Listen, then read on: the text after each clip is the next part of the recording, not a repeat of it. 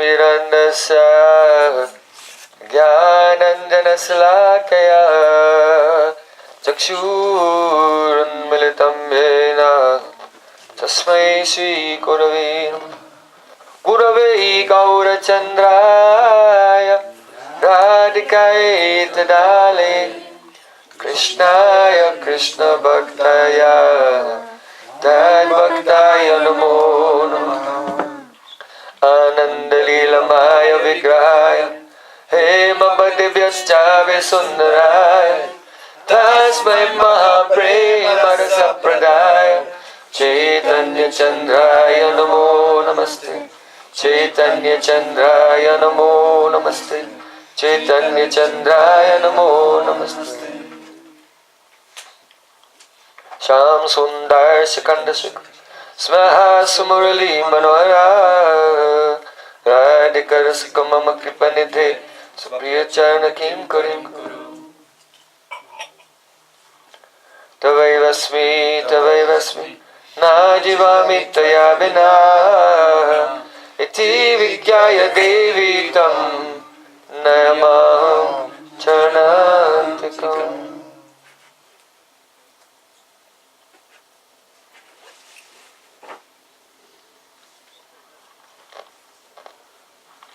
First of all, I offer my Sastang Dandavat Puspanjali, my heart like flowers thousands of times, to the lotus feet of my holy master, the supremely worshipable spiritual Gurudev. Asmadhya Paramaradatam Guru Pada Padma, Nitya Leela Pravishta Om Vishnupad, Ashtotara Sata Sismad Rupanugacharya Varya, Srila Bhakti Vedanta Narayan Goswami Maharaj. Secondly, I offer my Sastang Dandavat Puspanjali at the lotus feet of my Param Gurudev to Srila Prabhupada and to all of our Sri Rupanuga Gaudiya Guru Parampara. And finally, I offer my pranam to all the assembled Vaishnavas and Vaishnavis. Vancha kalpatarubhyascha kripa sindhubhya vacha paditanam pavanebhyo Vaishnavibhyo namo namaha. Haribo!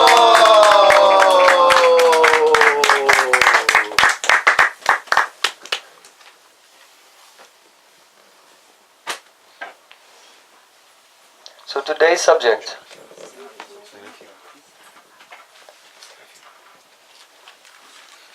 is Jiva-Tattva. Jiva-Tattva. That is the principle of the living entity. This is relevant because we are all Jivas.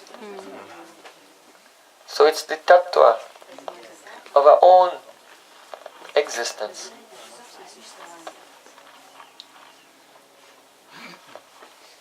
So, Sri Chaitanya Mahaprabhu, when he was instructing Srila Sanatana Goswami, Srila Sanatana Goswami had asked, Kayami, who am I? In reply, Sri Chaitanya Mahaprabhu said, Jivera Swarup Hoy, Krishner Nitya Das, Krishnera Tatasta Shakti, Ved Abhed Prakash. That every living entity, by their constitutional nature, is a servant of Krishna.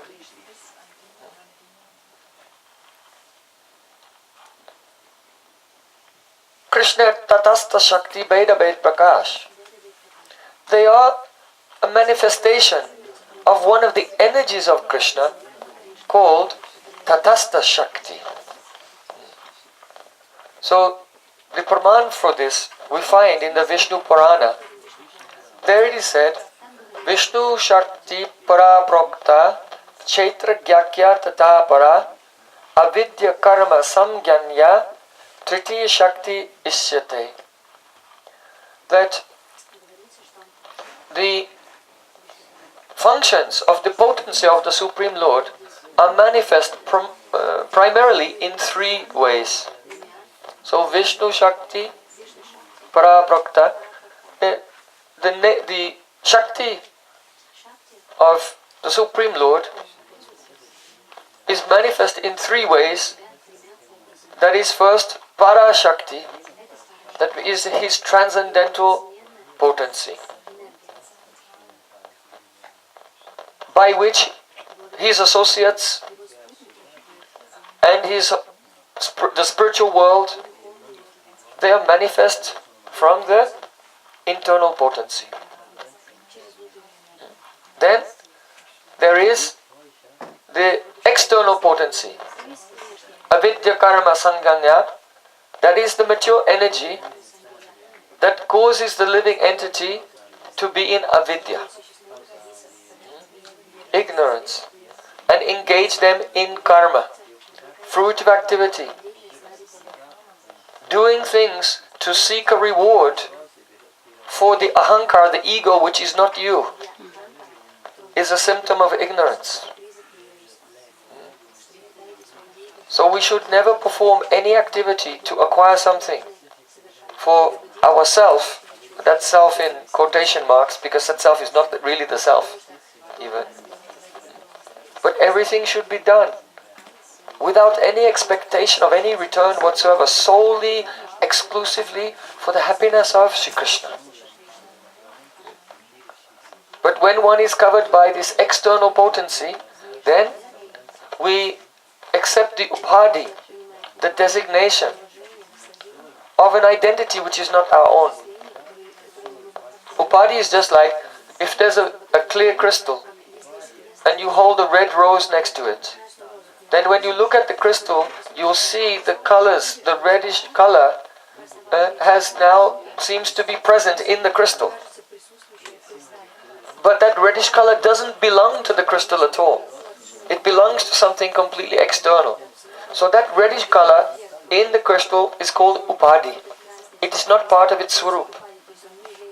So the living entity has the upadhi, the designation of a worldly ego and mind, and he identifies through the mind with the body. And then, thinking that his self-interest is acquiring things to satisfy the ego, he engages in karma. So all this is just completely useless, a waste of time. So that is the function of the external potency. Avidya karma sanganya titi shakti ishyate. So we have mentioned the Krishna's spiritual internal potency, Krishna's external material potency, and then there is tatastha shakti, the marginal potency. So in this verse of Vishnu Purana, that marginal potency is said to comprise the Kshetragya. Kshetra means the field, and Gya means the knower. In other words, for each soul we have a body, and this body is the field which is known, which is witnessed by the soul. So the soul is Kshetragya, he is the witness of the field of his own body. Whereas Paramatma is also Kshetragya, but he is the witness of everybody's body. He's within everyone. But we are the Kshetragya, the witness only of our own bodily experience or of our own bodily activities. So never consider that the Atma and Paramatma are one. This is a very common mistake everywhere, especially in the different types of New Age philosophy, which have taken some inspiration from usually Buddhism or Advaita Vedanta in India. So Atma is Kshetragya, the knower of his own field, but Paramatma is the knower of all fields. So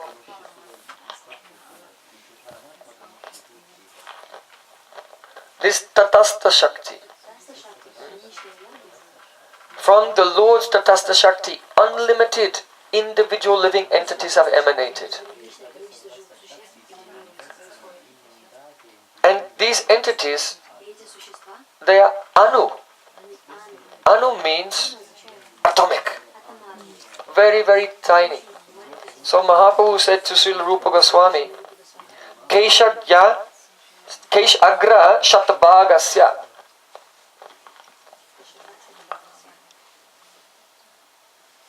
This means that if you take the tip of a hair, which is so tiny you can practically not imagine how small it is, just the tip of the hair, and you divide it into 100 parts, throw away 99 parts, keep one, then chop that also into 100 parts, throw away 99 parts again, then what's left is the Atma. But this also is like a poetic expression just to give an impression of how shukshma. The soul is shukshma, extremely fine. So it cannot be, it has no parts. The word anu in Sanskrit is a specific, atomic is a specific philosophical term, and it means partless actually. Tiny and partless. It's not, we use the word atom in English and we talk about splitting the atom and the components of the atom. But in Sanskrit, when you say the word anu, it means no components. It is indivisible. Now, many philosophers think that the Atma is all-pervading. Many philosophers think the Atma is all-pervading. So, Sri Chaitanya Mahaprabhu, when he began to teach Rupa Goswami about the self, he quoted a verse spoken by the Vedas personified. That is called, in chapter 87 of the 10th canto, there's a very famous chapter called Shruti Stuti. Shruti Stuti. The prayers of the Shrutis, the Vedas personified.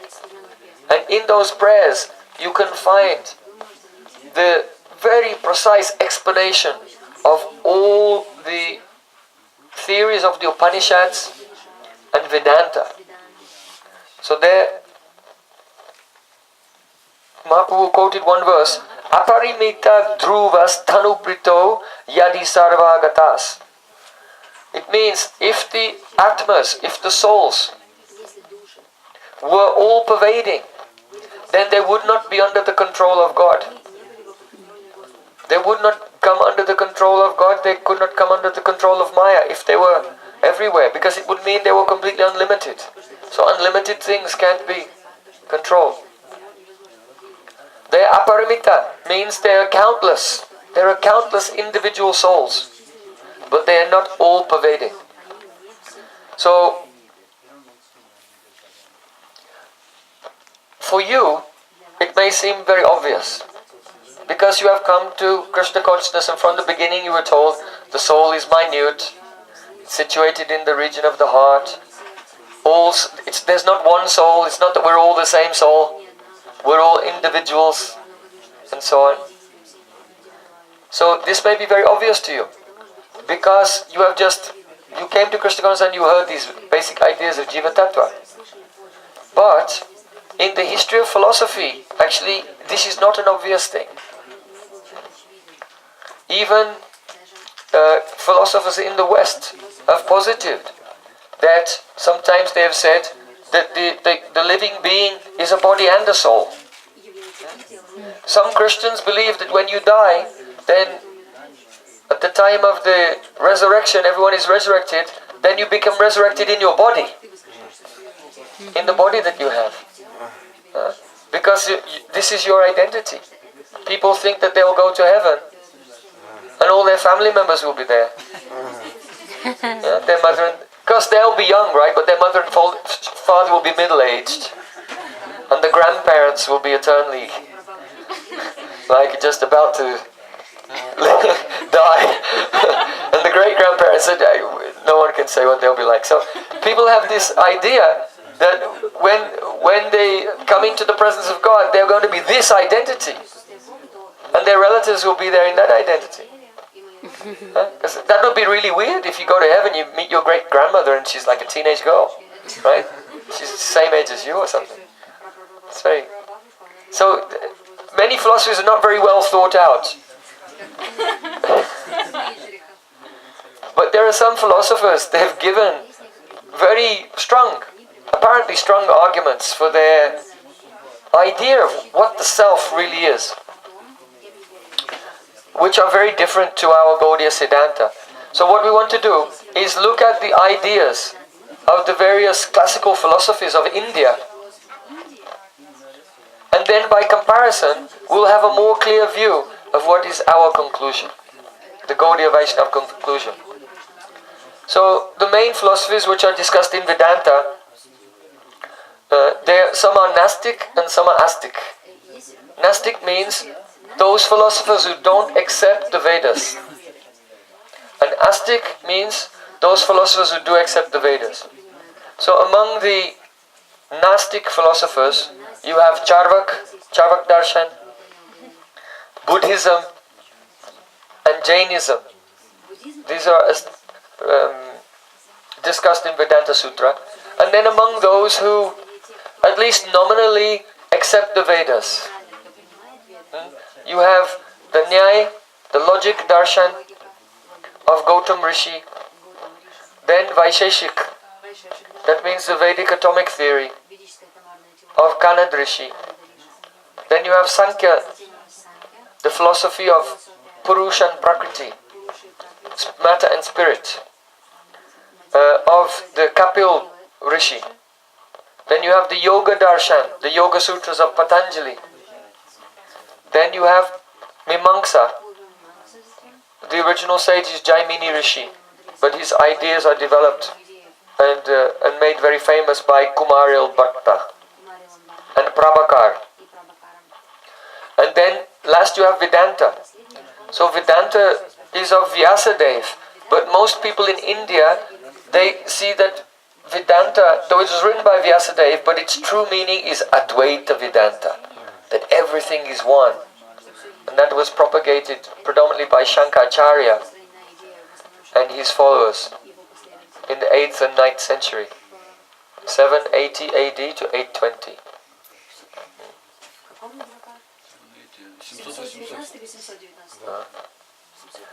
So, we'll look at each of the philosophies and then come to our Gaudiya conclusion. So first of all, Charvak, we discussed his philosophy a few days ago. So his philosophy is called Lokayat. Lokayat. So Loka means the world. So like Lokayat is actually the Sanskrit word for materialism. The world of the senses. So for Charvak, the Atma, the self, is this physical body. And even he gives some praman from the Shastra. Because in the Brihad Aranyaka Upanishad, there it is said, there's a very famous verse of the Shruti, Atmanastu kamaya pati priyo bhavati. It means the husband is not dear to you for the sake of the husband, but he is dear for the sake of the Atma. So what does that mean? So the real conclusion is that if you have some affection, some attachment for someone in this world, like in this case, this is actually the words of Yajnavalkya Rishi, and he's instructing his wife, Maitreyi. He's saying that the husband is not an object of your love because of the husband, but because of the Atma. That means that actually you know the body, you have not seen his soul, but you're attached to him because of your body. You have a female body, and that bodily relationship was made at the time of the wedding. At the time of the wedding, then the wife said, Swaha, Swaha. And she offered herself to the husband.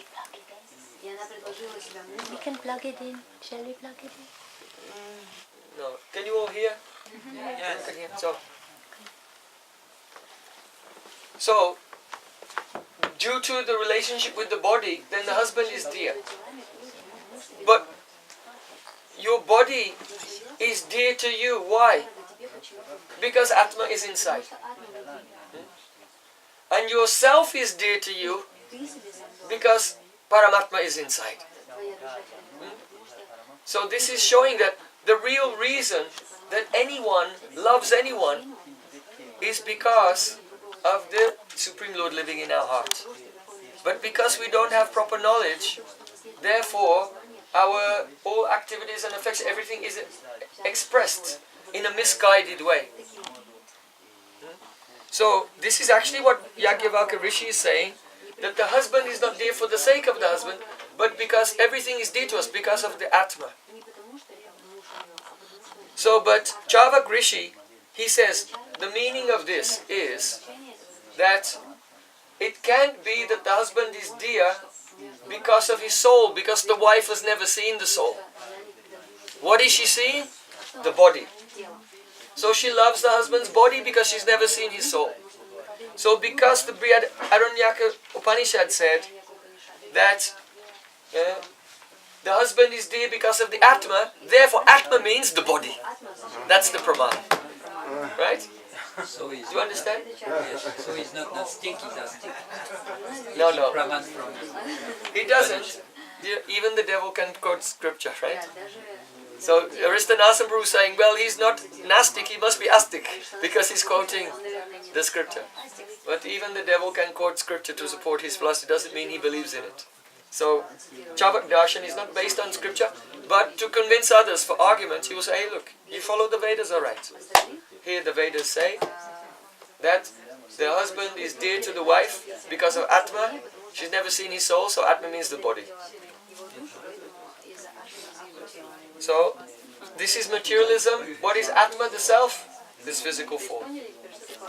Now we go on to Buddhism.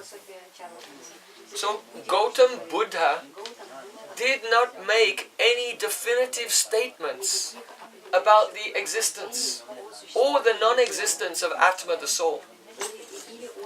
Rather, he wanted to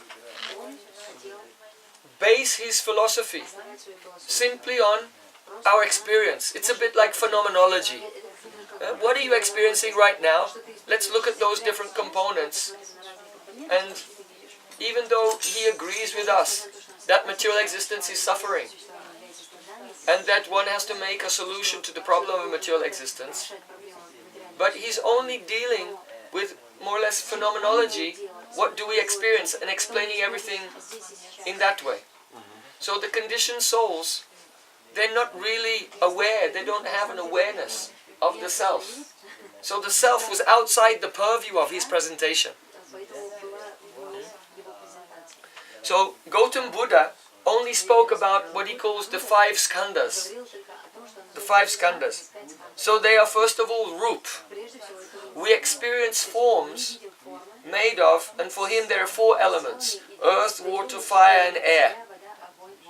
Because Akash is, does the ether exist or not? That's been a philosophical argument that's been going on for centuries. Even until in the early part of the previous century, even scientists believed that there was something called ether.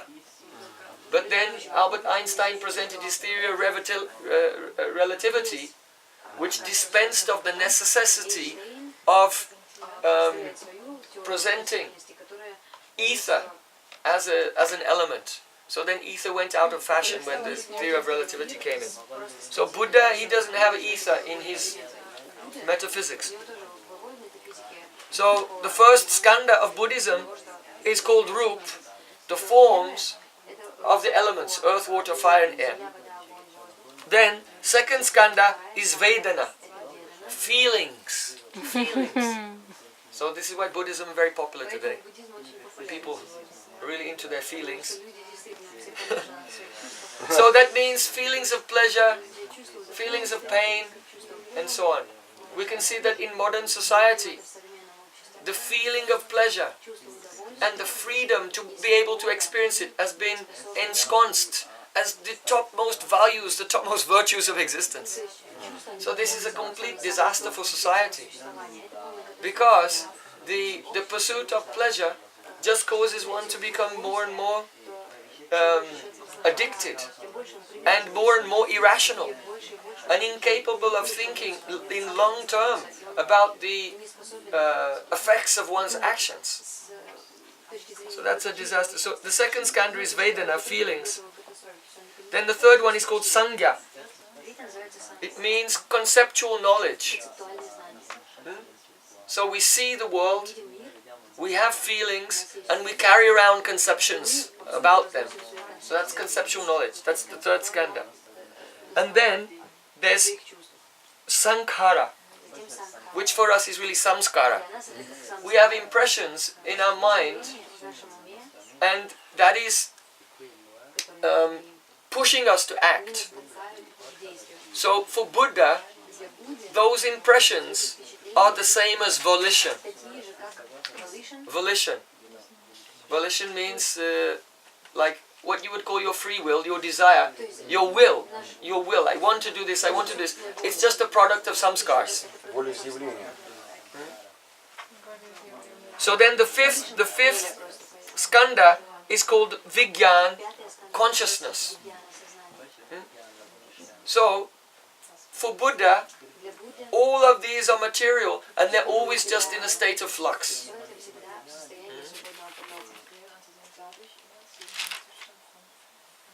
So then later, after Gautam Buddha, came a very famous Buddhist named Nagarjuna. So Nagarjuna, he was not neutral like Buddha, but he made definitive statement. There is no existence of Atma. The Atma definitely doesn't exist. Only these 5 skandhas exist. And there's no Atma, which is a substratum of that experience. There's just all these things in a flux. And there's no such thing as Atma. So then, so for Charvak, there's no Atma, it's just the body. Body is the self. For Buddha, there's no Atma. Atma doesn't exist in Buddhism. Then Jainism. In Jainism, they say the self is spiritual. There's an infinite number of selves and they're all individual. So, in that respect, we agree with them. But they say that the Jiva is not atomic. And he's also not all-pervading. But the Jiva is medium-sized. And he takes on, he becomes whatever size body he has. So if the Jiva, if the Atma is in the body of an ant, then the Atma is that big. And if the Atma is in the body of an elephant, it's that big. So the Jiva just takes on the size of the form that he's inhabiting. So, that means that when the Jiva becomes liberated, then he suddenly has infinite power, infinite perception, infinite knowledge, infinite bliss, because he's no longer bound. So everything about him becomes infinite when he's liberated. That's the selling point of Jainism. Do you want infinite power?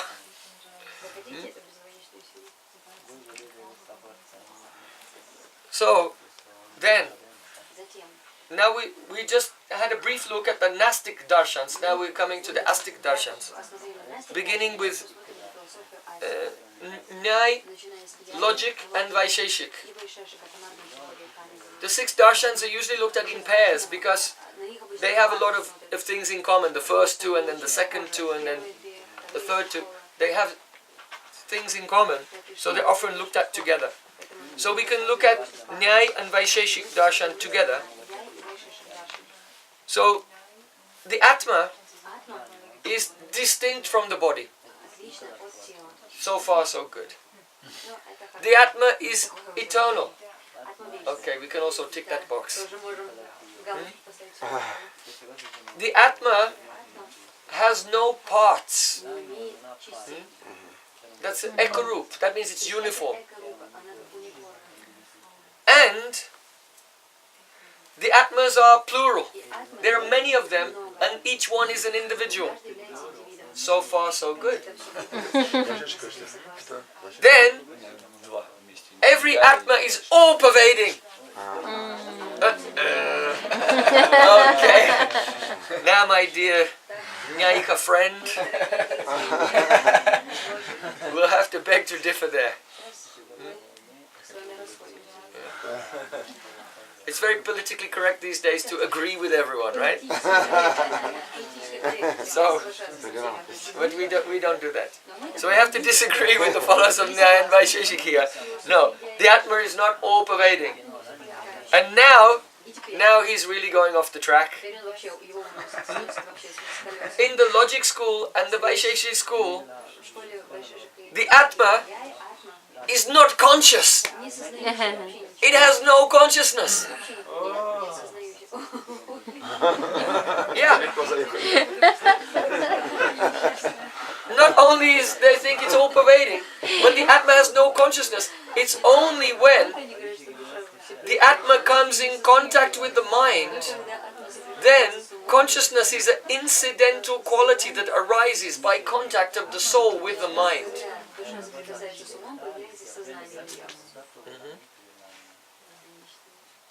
Now, the scholars of Nyaya and Vaisheshik, they don't make a distinction between knowledge and consciousness. In other words, what you're conscious of now, that's your consciousness. In other words, we tend to think of consciousness being like a light that reveals an object that you're conscious of. Just like a lamp reveals a pot. So consciousness might be compared to the light, and then within the consciousness there's a content of consciousness which is called knowledge. But in the logic school, Nyaya and Vaisheshik, they make no distinction between consciousness and the content of consciousness. Once I was, when I was traveling, actually it was in Goa, and I met one doctor, a doctor from England, and he was saying that I don't believe in the soul. I don't believe in the soul. Because my mother, who I love very much, she got Alzheimer's disease. And as the disease was progressing more and more, her personality completely changed. She became angry. She was such a gentle person and very compassionate, very empathetic, and very loving. But as the disease progressed, her whole personality changed, and she became irritable, critical, aggressive, depressed, and she even, at one point she couldn't recognize me, and I also couldn't recognize her. I thought, this is not my mother anymore. So he was thinking that her awareness what she was aware of was her awareness. He's not making a distinction. Before, she was a soul with the quality of consciousness, and she was conscious of having a mind that was very friendly and compassionate. And then when she became diseased, she was still a soul with a consciousness that was aware of having a mind that was very irritable and aggressive. So he wasn't making a distinction between consciousness and the content of the consciousness. And so he concluded that there's no such thing as the soul, because when the brain deteriorates, then that person changes. Because he's thinking that the soul must be the personality. So if the matter breaks down, then the personality changes. So the soul being the personality, there's no such thing as a soul, there's just the material elements. So, in a similar way, in Nyaya and Vaisheshik, they don't make a distinction between consciousness and the content of consciousness. And so, what forms and shapes are in the mind, that's consciousness. And it comes about when the soul is in contact with the mind. So when a person is liberated and the soul is disconnected from the mind, now the soul is inert. The Atma is actually Jad. It's inert in the liberated state. This is the conclusion of Nyaya and Vaisheshik philosophies. That's their Praman. So, in the liberated state, the soul is an inert substance. And consciousness is part of the field, actually. Whereas the first thing that Mahaprabhu was teaching is that, no, the soul is Ketragya, is the knower of the field. So the soul is conscious, has consciousness, and is aware of the field. But in Nyaya, consciousness and the content, the things that are in your mind, are the same thing. And it only comes about when the Atma is in contact with the mind, with matter. So when it's separated, then Atma is inert. What is their Praman? From where they take that? In the Upanishads or Well, you know, Yasti? all of these, they only nominally accept Shastra. In other words, they take something from here and something from there, but they don't take it as a whole. Yeah. What kind of part of the Vedas they take to justify that? Well, you can take Bhagavad Gita. In chapter 13, Krishna describes the field. And he says, happiness and distress and all these things, they're all part of the field. Knowledge, even knowledge, happiness, it's all part of the field. So on the basis of that, you could make an argument that when the soul is disconnected from the field, he has no happiness, distress, and no knowledge. So,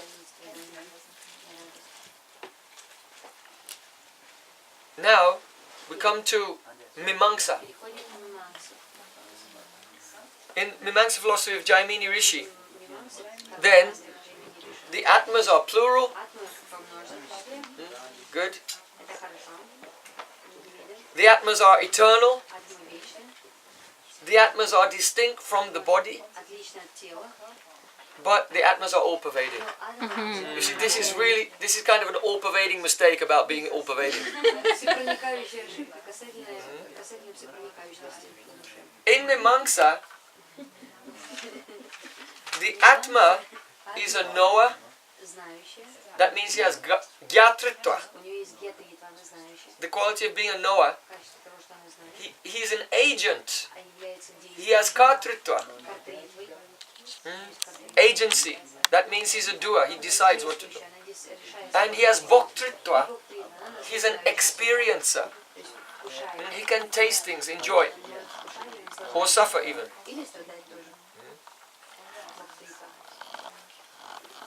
But that quality, just like in Nyaya, the consciousness is a quality not inherent in the Atma, but it arises when in the matter, but only when the Atma is in contact with matter. So in the same way, in Mimamsa, the Jiva, the Atma, only becomes an agent, Kartritva, Gyatritva and Bhoktritva, when he's in contact with matter. And if he's liberated from matter, then he doesn't have those qualities. They're not part of the Jiva himself. They're incidental qualities coming from the contact with matter.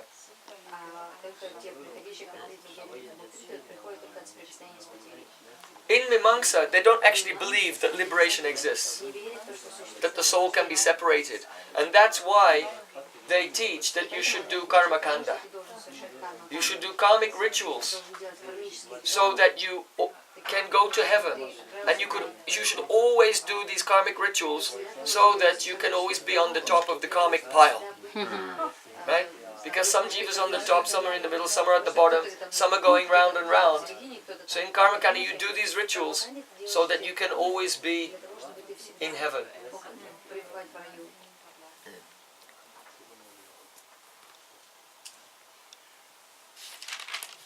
Now we come to yoga and sankhya. They can be taken together. The common point of yoga and sankhya is they both deal with the idea of purush and prakriti. So Prakriti means the material energy, and Purush means the souls. So yoga is actually a dualistic philosophy, and Sankhya also.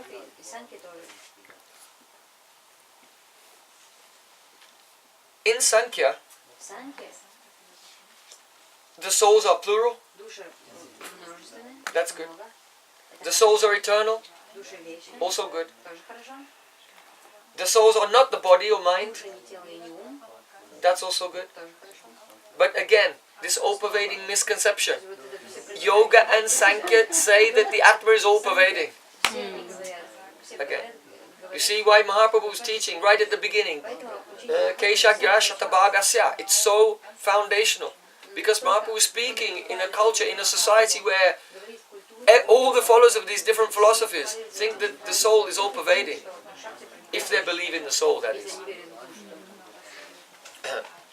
So, in Yoga and Sankhya, the soul is the subject of knowledge. But is never the object of knowledge. If the soul knows something, whatever the soul knows is just a chitta vritti. It's a mental modification of the field. If the soul knows something, then it's always a mental modification. Because the soul himself is the jnana matra. He's just consciousness. So this raises a very interesting subject. The way that jnana, the word jnana is used in Shastra. You find the word jnana in many places. It's all, in Bhagavad Gita you'll probably find it dozens and dozens of times, the word jnana. In the commentaries on Vedanta Sutra of the impersonalists, jnana, jnana, jnana. For them, the goal of life is mukti. And the method to attain it is jnana. But our Param Gurudev would say, this is not the true meaning of Vedanta, because you cannot find the word jnana anywhere in Vedanta Sutra. So, the word jnana, we're going to look at the etymology of the word jnana. There are three meanings that can be derived from etymology. So the first one is gyapti jnanam. Gyapti jnanam.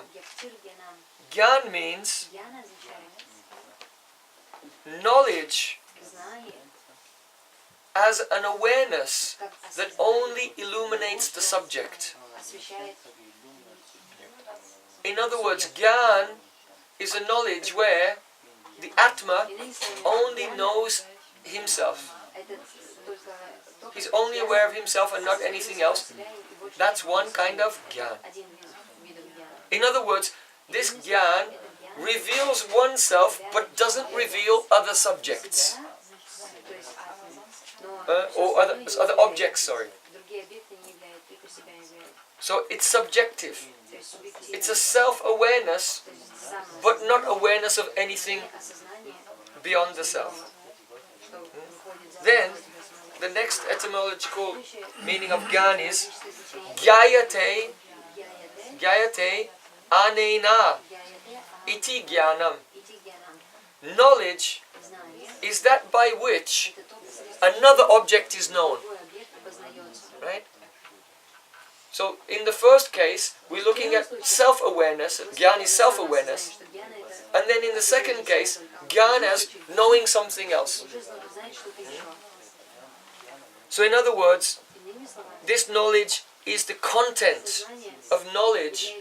The content which is revealed to a knowing subject. So that is Gyan. Then the third type of knowledge, meaning of knowledge. Jnanam asti asmin. Asmin means in this. Jnanam asti asmin iti. The word jnan is used to indicate that in which knowledge exists. In other words, it is the quality of a being who contains content knowledge. Understand? So Gyan is three things. Gyan is self-awareness. Gyan can mean not content, something else, or it can mean the substratum of the content. So Gyan is used in these three ways in Shastra. So, in the yoga, there is only the first meaning. The Atma can have knowledge, but it's only Gyaptir Jnanam, it's only a self-awareness, and if there's awareness of any object, then that's not part of the soul, that's a chitta-vritti, it's a modification of the field. Okay? So, in Yoga and Sankhya, the Purush is Jnana Matra. He's just self-knowledge. So, in other words, in Yoga and Sankhya, the soul is not a Vastu that has the quality of consciousness, but he's just consciousness. Jnana Matra means just self-awareness. Yeah? So the Atma is not a Vastu, a substance which has different gunas, not material gunas, which has different virtues, different qualities. As we conceive of the soul as being a Vastu, a substance which has certain qualities. But in Yoga and Sankhya, what we call consciousness, that's actually what the soul is. It's not the substratum, a substance which is the substratum of the quality of consciousness, but just consciousness, Jnana Matra. So, as far as bliss is concerned, now we say the Atma is Satchidananda, right? But because in Yoga and Sankhya, the Atma is a Jnana Matra, only consciousness, then in their perspective, Ananda is part of the field. It comes from Sattva Gun. Comes from Sattva Gun. So ultimately, you have to become free from Ananda. So many of you may say, well, I'm already free from Ananda. But yeah. So for them, Ananda is a Sattvic experience, and that's why when the yogi goes into Samadhi, Sampragyata Samadhi, then he goes through the stages. Savitaka Samadhi, Nirvitaka Samadhi, Savichar Samadhi, Nirvichar Samadhi. And then the next lane is Sananda. Sananda Sampragyata Samadhi. And it's a stage where the Atma is aware of not the objects of the senses, but the very mechanism of the senses themselves. How is it that the senses are perceiving their objects? So the senses are atomic, and the pran, the mukhya pran is atomic, and the mukhya pran is empowering the senses. So the yogi in his trance, Sananda Samadhi, doesn't see the sense objects like we do, but he's so inside, he's seeing the very function by which sense objects are experienced. And when he does that, then he feels such sattvic joy. So that's called Sananda Sampragyata Samadhi.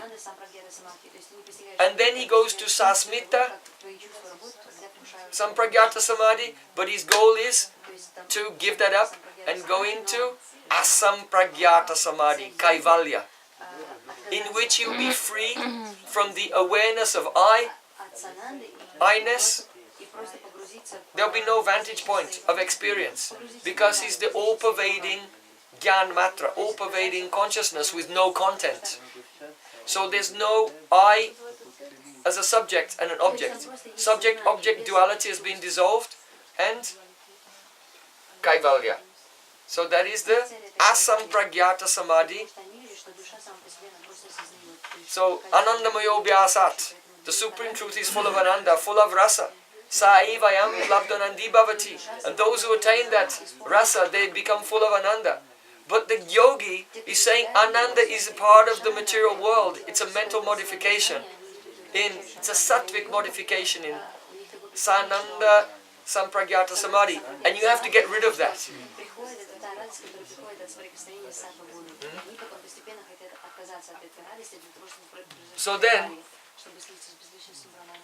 so the yogis don't quite make it to the conclusion. Now we come to Advaita Vedanta. In the Advaita Vedanta of Shankaracharya, then the jivas are not plural. They're not individual. In fact, the jivas don't really exist. There's only Brahman. There's the light of Brahman, and we're all that Brahman. Gatakash patakash. Means that space is everywhere, but when you have a pot, it seems like a piece of the space has been separated from the rest of the space. But actually the pot is gross. So the space is also inside the pot, actually.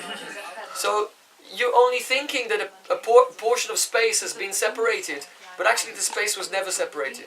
And that becomes obvious when the pot is broken, and gatakash, patakash, the akash in the pot becomes one with the akash out of the pot. But actually, it was never not one, it always was. You see? So, aham brahmasmi. I am Brahman. Tattvamasi, you are Brahman.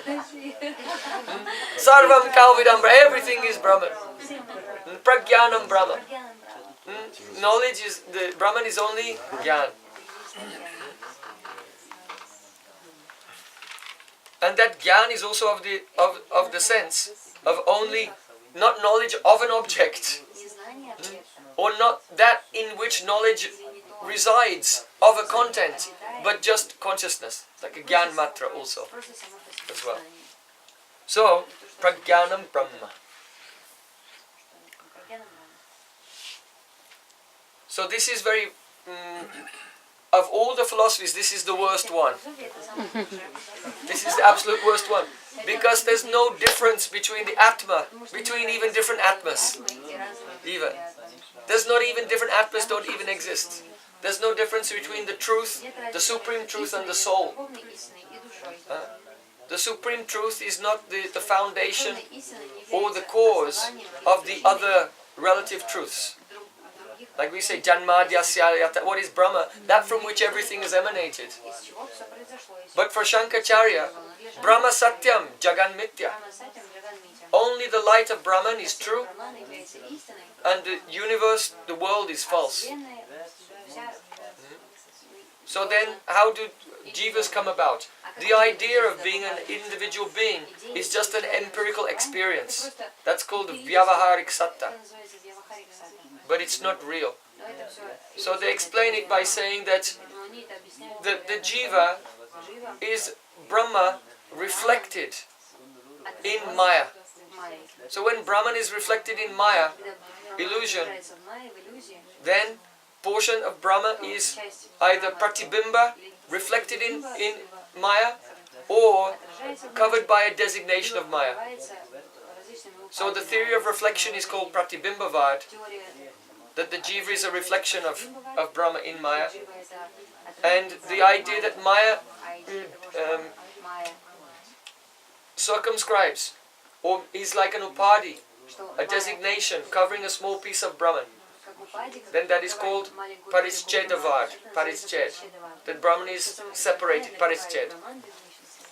But this is ridiculous, because if only Brahman exists, then where did this Maya come from? If only Brahman exists, then if it could be reflected, there must be a reflecting medium. If Brahman has no qualities, then something that has no qualities doesn't have a reflection. So there are millions of problems with Advaitavad. That's another subject. And all those problems have been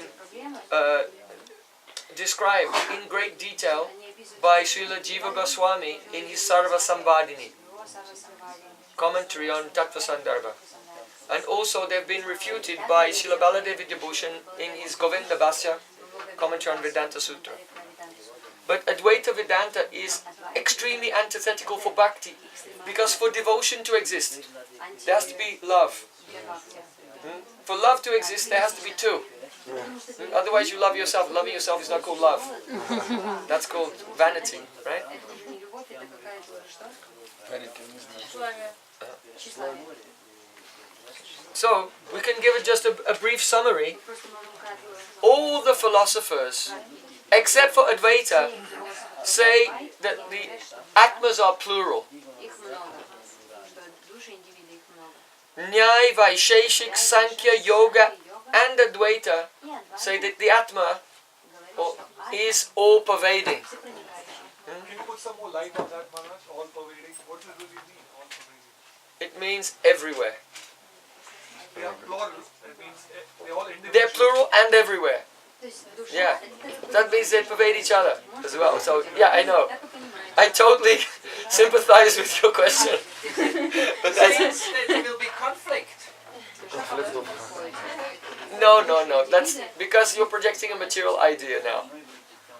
Right? Let's say, there's a sleeping bag, right? And it's quite small. So you get in your sleeping bag and you're all pervading in the sleeping bag.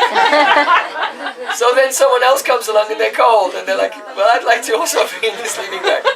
So then they make a complex because you have two physical objects and they can't be all pervading in the same place. So, but the spiritual things, they can be plural and all pervading. Right? So that's their idea. So, because we don't agree with, because then everyone's pervading everyone else, and then you would be in control. So that's why Mahaprabhu quotes this verse of the Vedas personified, saying, if the jivas were all pervading, then they couldn't be controlled by God. What to speak of control by Maya? But we see that the living entities are. They're under the limitations of the material energy. So they can't be all pervading. So, then, the next one, only Charvak and the Jains say that the Atma is medium-sized. And the Vaishnavas say the Atma is Anu, atomic. So, in Sankhya and Yoga, the agency, that is the kartritva, the ability to act, is only in Prakriti. The Atmas can't act. When they come in contact with Prakriti, now Prakriti is doing the action. But in Nyaya and Vaisheshik, when the living entities come in contact with the matter, then they become agents, but they're only agents while they're in contact with the matter. But in our Gaudiya philosophy, the jiva itself is inherently kartritva, has the quality of being an agent. Can you see the difference between the three? In Sankhya and Yoga, the kartritva, the agency, the ability to act, is only in Prakriti. So when the jiva is separated from the Purush, is separated from Prakriti, then he cannot be an agent. He was never an agent, he just thought that he was an agent. In Nyaya and Vaisheshik, the jiva is an agent, but only when he's in contact. It's not an illusion that he's an agent. He's really an agent when he's in contact with Prakriti. But when he's liberated, then he's no longer an agent. So the material energy has no kartritva, and the jiva has no kartritva, but only when they're together, then kartritva is an incidental quality for them. So see the difference between Sankhya and Yoga and Nyaya and Vaisheshik. Whereas in Gaudiya Vaishnavism, the jiva inherently has kartritva, gyatritva and bhoktritva. So now, we gave the overview of the different ideas. So in contrast, we can see very clearly what is our Gaudiya Siddhanta. And so now we come to our verse for today.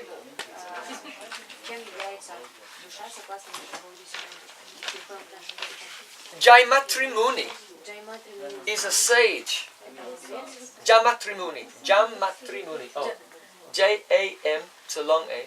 You can write it there. J-A, long A. Ja-M, long A, Jama, 3. T-R, no, dot underneath the R. It's a ri. It's a vowel. Yeah. So Jiva-Tattva Muni. He has written a commentary on some verses from the Padma Purana. на стихи Падма Пурана. And his verses just basically paraphrase what is written in the Padma Purana То, что говорится about the Jiva. That the Jiva is atomic, that he's not the body and so on. It paraphrases all of this. But when Jiva Goswami wants to explain to us Jiva-Tattva, he doesn't base his explanation on the original verse of the Padma Purana. That's Padma Purana Uttarakhanda, chapter 226, verses 34 to 37. He doesn't base it on the original verses of the Padma Purana, but he's basing his presentation on the paraphrase of Jamatri Rishi. And the reason he does this is because there's a few elements, there's just a few points which are in his explanation which you can't find in the original verses he's paraphrasing. So it's almost the same, but there are a few points. And those few points are this line here, Gyatritva, Kartritva, Bhaktritva. Because it was really important to establish these three things to separate the Gaudiya Vaishnava Jiva-Tattva from other philosophies who grant Kartritva, Gyatritva, agency, knowledge, and the power to experience, but they grant it to be not a function actually of the Atma, but to the material energy, or an incidental quality that arises only when the Atma is in contact with the material energy. Okay, so what we're going to do now is just go through the 4 verses of Jamatri Muni. And of the 4, this is the 4th verse. And this is the 4th verse. It's the most, perhaps most complex one. So we have it on the board. And if you want to learn one verse about Jiva-Tattva, that's your verse. If you only know one verse about Jiva-Tattva, that's the one. It's a good one, because it contains the speciality of our conception in opposition to all the other different philosophies. But the other verses are pretty good too, so we're going to go through them. Some of the points are basic. So first he says, Atmana Devo Nanaro, means the Atma is not a demigod. Atmana Devo Nanaro, and not a human being. So we're starting with the basics here. Na Tiryak, the Atma is not an animal. So actually there's a Christian theologian, Thomas Aquinas, and he said that there were human souls and animal souls, that they're different. The souls in human bodies and animal bodies are actually different. You see? So here a distinction is made that the soul has no relation with the body, whether it's human or animal, or demigod. Stavaro Nacha. The Atma is not a stavara, that is a non-moving living entity. So non-moving living also have souls. But whether you're a human, a demigod, an animal, or a plant, then all of these are bodies, they are not the identity of the self. So, na deho, the soul is not his body. The soul, nendriyam, is not the senses. So someone might think that the soul has the power to perceive, and therefore the senses are actually a quality of the soul. But he's saying nendriyam, the Atma is not the senses. Naiva manaha. Many people think that, I'm not this body, but I'm my thoughts, my mind. We say, no, you're not the mind. Then, prano na. The soul is not the pran, the life force. Na pidihi. The soul is not the intelligence. Na jado. The soul is not inert. So you may remember that in Nyaya and Vaisheshik, when the soul is liberated, he becomes inert, because consciousness is part of the material energy. So na jado, he's not inert. Na vikari, he does not undergo any transformation. So that means the soul doesn't become the size of an ant or the size of an elephant. Because it's navikari, untransformable. Jnana matra mako nacha, and he's not Gyan matra. So in Yoga and Sankhya, they're saying the soul is not a substance with consciousness, but it's just Gyan matra, only consciousness itself. So Geometry is saying, no, Jnana matratmako nacha. But what is he? Now this is a very beautiful phrase. Swasmai swayam prakashaha. Swasmai swayam prakashaha. What does that mean? So, very beautiful. The word prakash, that it means luminous. And that luminosity can be of two kinds. It can be prakash as a gun, a quality, or prakash as a dravya, a substance. So is prakash a dravya? Is it a substance? Or is it a quality that a substance has? So it can be seen in both ways. So,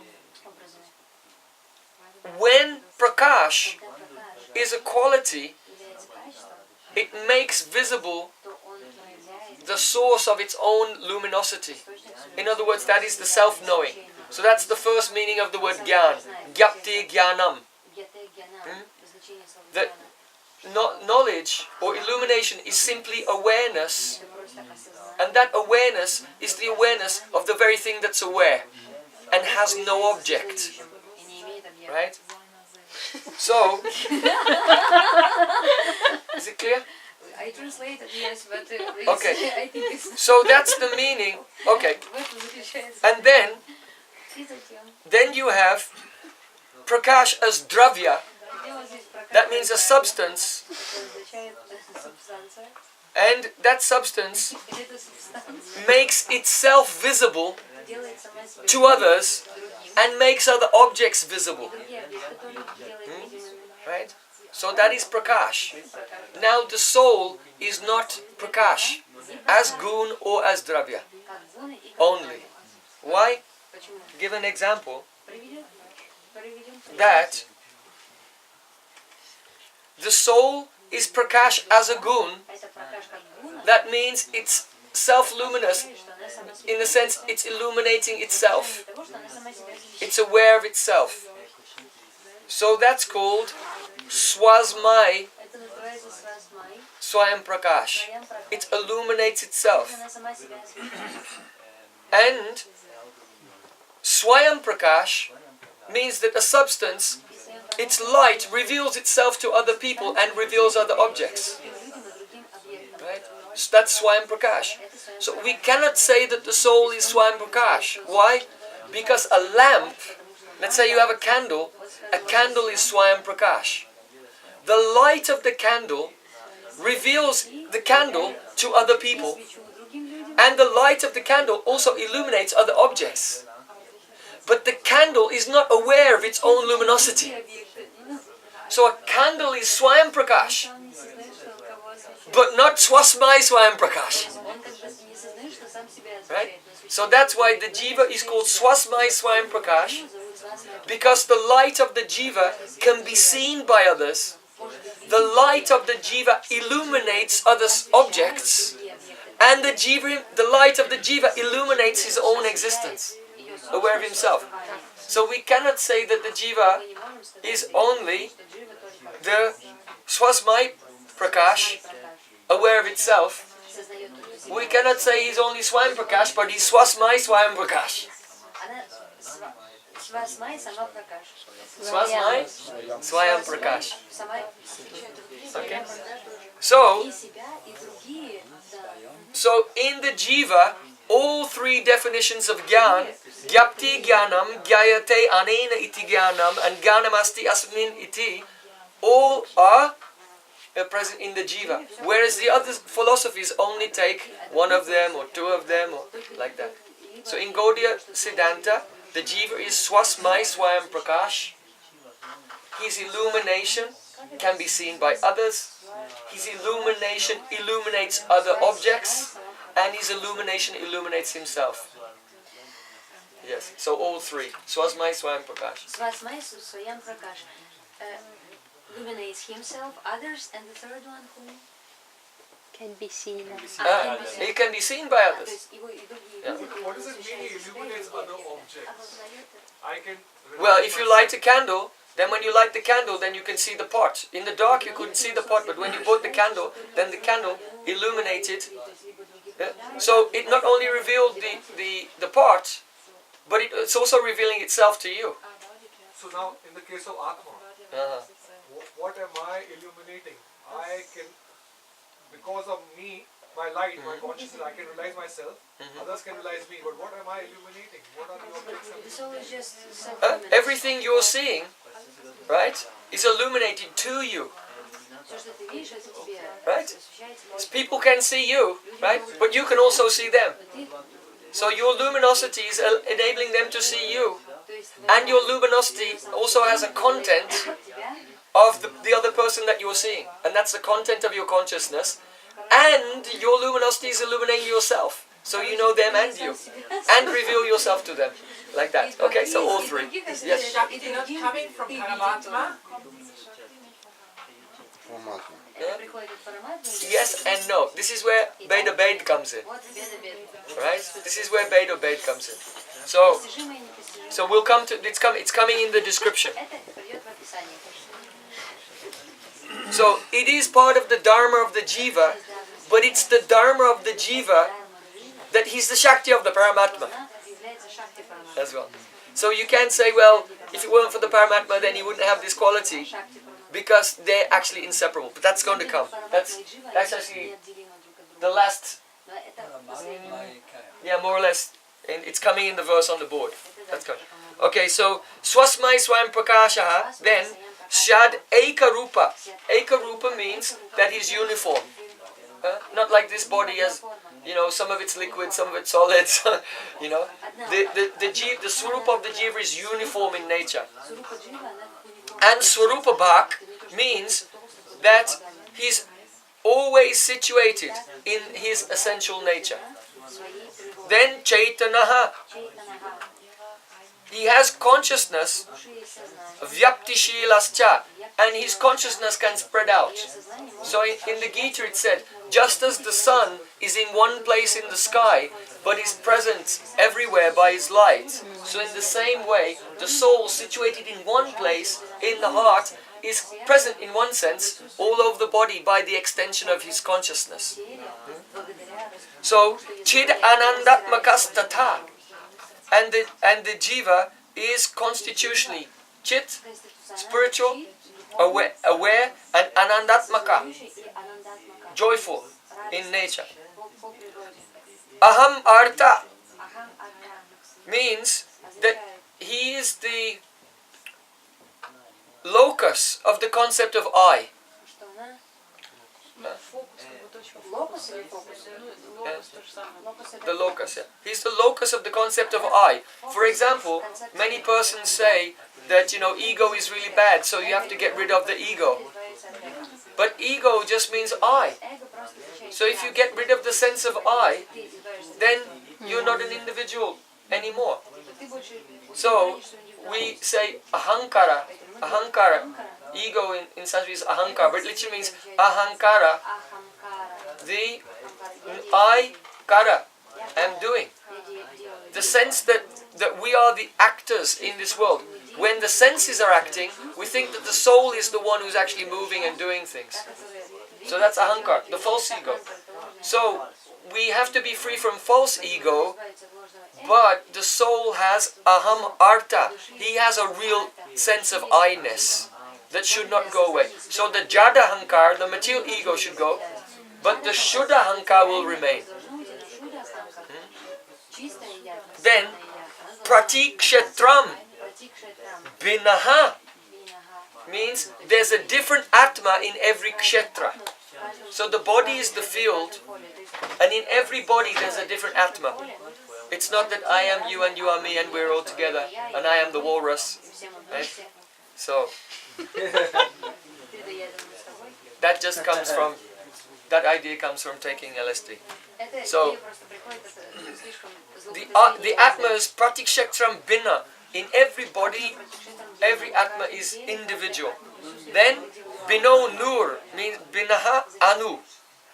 The souls are anu, they're not all-pervading, they're atomic, they are partless, and they're subtle, and they are nitya nirmalaha, Нитя нирмалаха, eternal вечные and eternally pure. и вечно чистые, They're eternally pure, they're not degraded, they're not contaminated. неоскверненные. Then, now we come to our verse for today. It's the fourth one Переходим к in the list of пункту, verses. который мы сказали. Tata, and Тата и the soul has Jiva-Tattva, the power of knowing. He knows himself and other things. So, he himself is unchanging, but the content of his knowledge can be changing, without him himself changing. Jiva-Tattva, Kartritva, the soul is a doer. Now in Bhagavad Gita, Krishna says, Ahankara vimudaiva karta miti mandate. Those who are bewildered by false ego think that themselves the doer of the activities performed by material nature. But then in Vedanta Sutra, it says, Karta Shastratavat. Vedanta Sutra directly says, Karta Shastratavat. The scriptures give the conclusion that the jiva is a doer. So then how can we reconcile it? So, Srila Baladev Vidyabhushan explains, Mamaivang so jivaloke jiva bhuta sanatana. Mana shastrani indriyani prakriti-stani karshati. Means, the soul is an eternal angsa, part of the Supreme Lord, individual, forever. And the soul, prakriti-stani karshati. Karshati means that he draws towards himself. Karshati, Krishna means attract. So the jiva, karshati, draws towards himself, mana shastrani indriyani. It means that the pran, the mind, and the senses are all atomic in nature. And they're situated around the Atma in the region of the heart. And the soul is prakriti-stani karshati. He's drawing the mind and senses towards himself by the power of his will. So kartrito means he has a will to be an agent. So the jiva is by his will. The example is given. Just as a magnet draws iron towards itself, so the jiva by his kartritva, his agency, draws the senses and the pran in their atomic forms towards himself. Therefore, he's a doer. Because the word karshati, he draws, is an active verb. Parasmaipada. He is drawing another thing towards himself. So, Then that's giving him suffering. now what happens is, when the soul leaves the body, it takes the pran and the senses with him to the next body, and then they manifest in the next body. So he takes his subtle body with him to the next body. Now, his mind and senses are contaminated by the three gunas.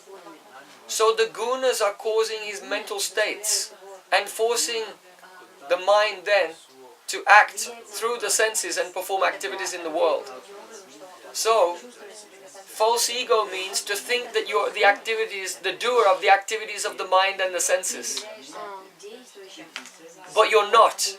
But you're still the doer because by your will you have drawn the mind and senses which are not under your control, they're under the control of Prakriti, towards yourself, and you're experiencing them.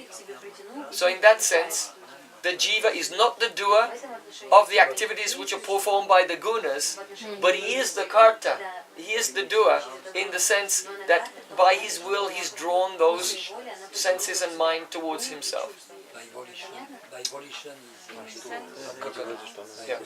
So, the jiva has Jiva-Tattva, Kartritva and Bhoktritva. Bhoktritva means he's an experiencer, he's an enjoyer, or in some cases he's a sufferer as well. But Bhoktritva means he has inherently the Anubhav Shakti, Anubhava Shakti. the ability to experience. Nija Dharmakaha means that is his own dharma. Those are his qualities. Those qualities, Gyatrita, Bhaktrita and Katrita, belong to him. Nija Dharmakaha. So then, Paramatmaika Sheshatva. Paramatmaika Shesha. So, the Jiva is called the Paramatma Parikar. He's an associate of the Paramatma. And his Sheshatva means Shesh means the remainder. Literally means what's left. Remainder, значит, то, что остаток. So that means that he's irreducible. Означает, что он не, его невозможно уменьшить. When the Supreme Lord is expanding, Sankarshana Karna Toya Shai, Gaboda Shai, like this, is expanding. Then the last thing is Shesh, right? His last expansion at the bottom of the universe is Shesh Nag. But he's Ananta Shesh, the unlimited Shesh. Right? But really the last expansion of the Lord is the Jiva. He's the Angsa of Paramatma. He's a Paramatma's Parikar. So he's like he's the last, but he's the Shesh of Paramatma. So Paramatmaika Sheshatva, or he's the Paramatma Parikar. He's the last integrated part of the complete whole Paramatma.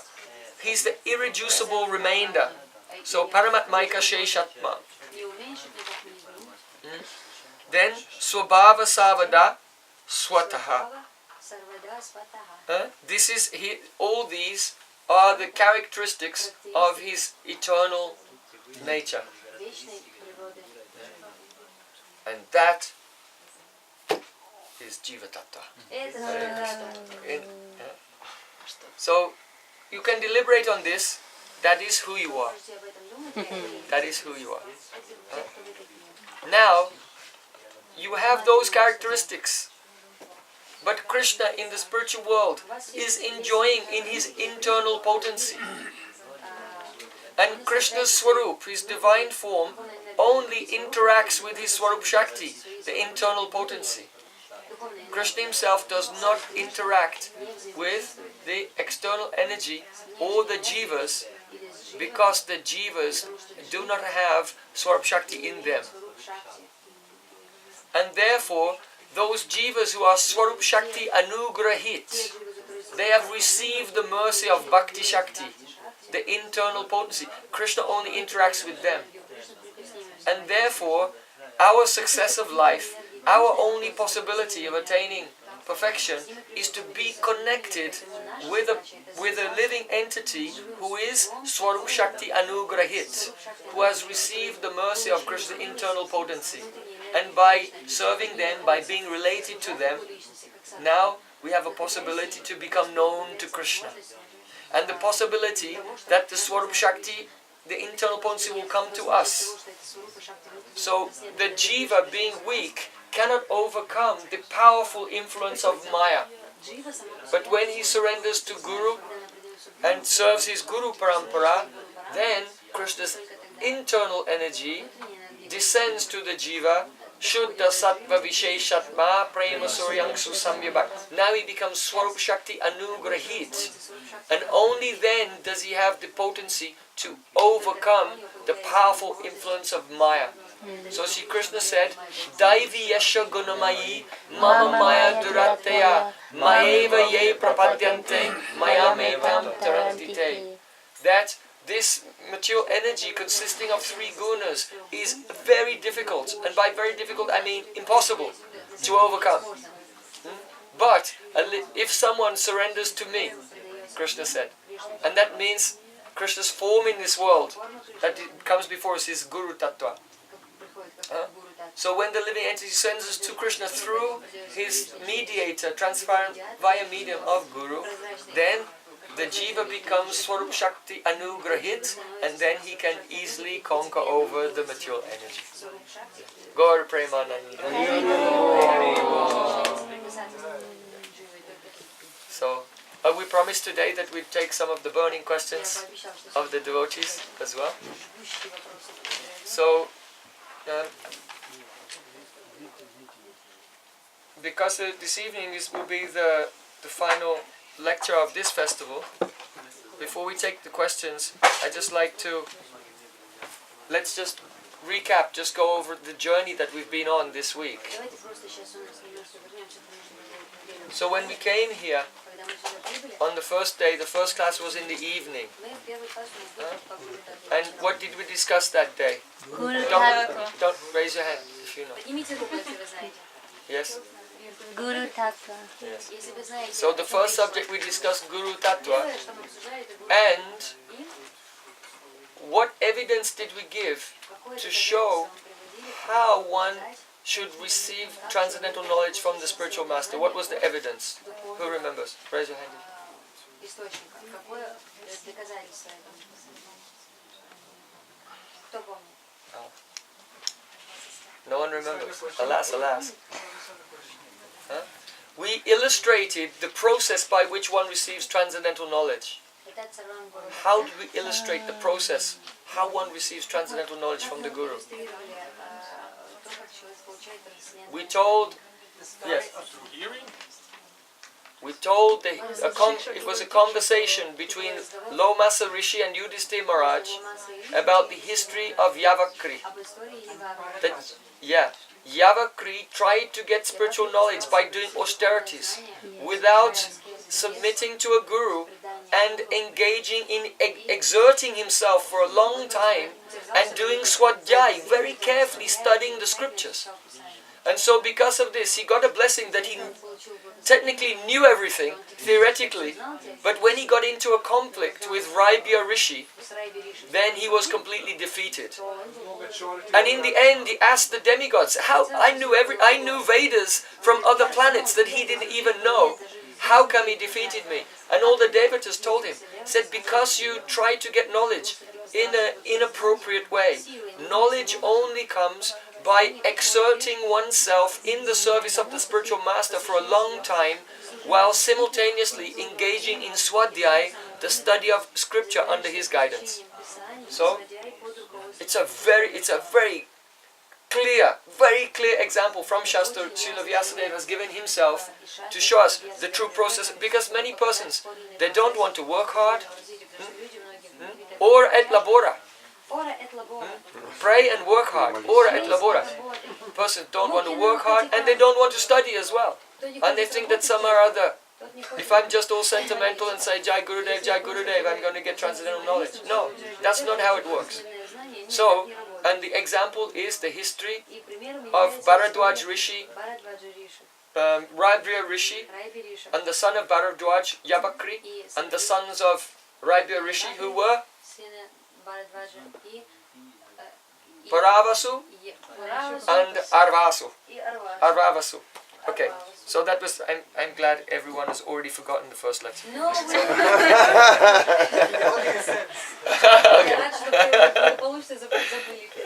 Okay, then the next morning, what was the subject of the next morning? Praman Tattva. So I spoke this Praman Tattva because after Guru Tattva, this is the next foundational subject. How do we know that what Gurudev is teaching us is true or not? First you understand Guru. Now, what is it? Is it true or not? So that is the subject of Praman, means epistemology, not philosophy, but the philosophy of knowledge itself. How do you attain knowledge? So, because sometimes persons think that there are so many paths, and I've just got to find out which is my path. But this is actually dishonest. Philosophy doesn't begin with a path. It begins with epistemology. That is a comparison of why certain paths are more valid than other paths. So a philosopher that just begins with his philosophy is not honest. You always have to begin with epistemology. Why? What are the reasons that support the fact that what I'm going to teach you is a fact, that it's valid knowledge? So we very minutely analyzed the epistemology of different paths and showed how they don't work. And by the logic of the Shesh, the logic of the remainder, the path that remains is Shabda Brahma, Aprakrita Bhachana, the transcendental sound, which is transmitted in Guru Parampara, that gives you a direct spurti of revelation of reality. So,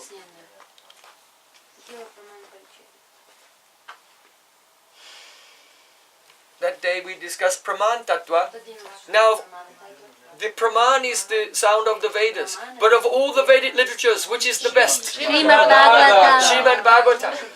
But Srimad Bhagavatam has 4 types of language. Lokik Bhasha, Paramat Bhasha, Swamat Bhasha, and Samadhi Bhasha. So of all types of language, which language is the best? Now that Samadhi Bhasha, those words have different semantic powers. Abhida Briti, Lakshan Briti, Vyanjan Briti, and Tatparya Briti. So which Briti should we take? Tatparya Briti, not exclusively, but because Tatparya Briti includes all the Britis taken together. And what does the Tatparya Briti tell us? Radha Dasya. This is Praman Tattva. So the best Praman is the Tatparya Briti of the Samadhi Bhasya of the Srimad Bhagavatam, which is the best of all Shabda Praman. Okay. Pranam Tattva. Okay. Class number 2. Okay.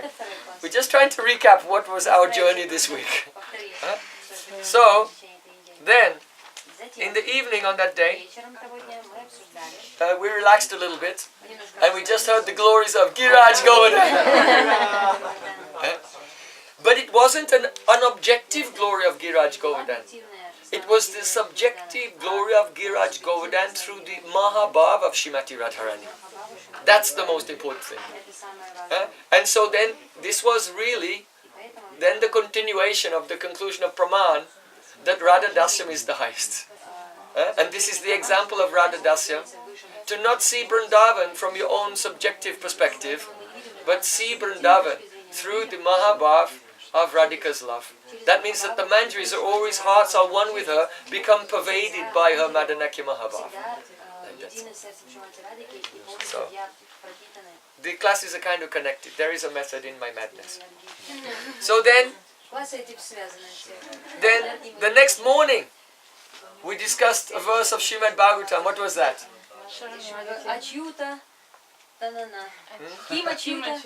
Kim Chitram Achyutam Tavaidasa Sheshabhanu. We actually began with the subject of Sharnagati because that's the doorway into Bhakti.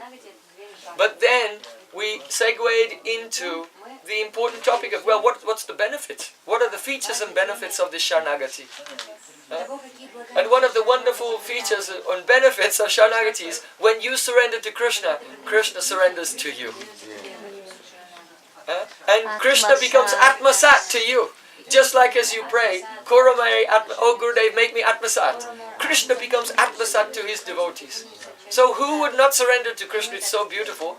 And we illustrated that with a very, very beautiful verse of Uddhav saying, hey, it's not surprising that Krishna becomes Atmasat. He totally gives himself to his devotees who are surrendered to him. When in Vrindavan, he even feels pleasure in just playing with the insects and the animals. Even though all the great demigods, the jewels on their crowns are polishing his footstool. But in Vrindavan, Krishna derives pleasure playing with the bumblebees and the cows and the birds and the parrots.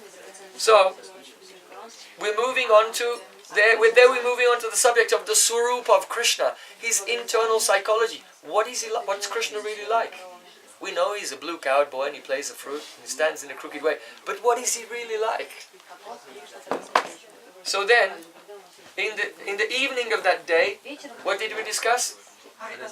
Yes, the glories of Haridas Thakur, and how through the glories of Haridas Thakur, the glories of the holy name are revealed. Especially that the loud chanting of the holy name is the topmost expression of bhakti. So Kirtan is superior to Smaran. Param Vijayate Shri Krishna Sankirtana. So then, the next morning, Следующим утром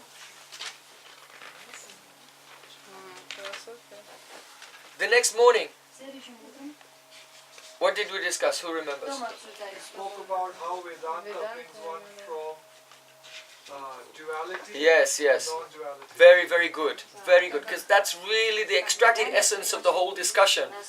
That our consciousness in this world наше сознание в is этом мире Dvandva Mohena Bharata, Isha Dvesha Sumuttena. We're just born into this state of attachment and aversion and bewildered by the dualities of the world. And because God Himself is Advaya Gyan Paratattva, He's the non-dual conscious reality, there's a total disconnect between us and God. у нас есть, ну, мы полностью We might pray or whatever we do, or try to think, but our ideas and everything are always wrong. всегда неправильно. So how do we go from the dualistic consciousness to the non-dual consciousness? How do we know that non-dual conscious God exists and that He has His own world?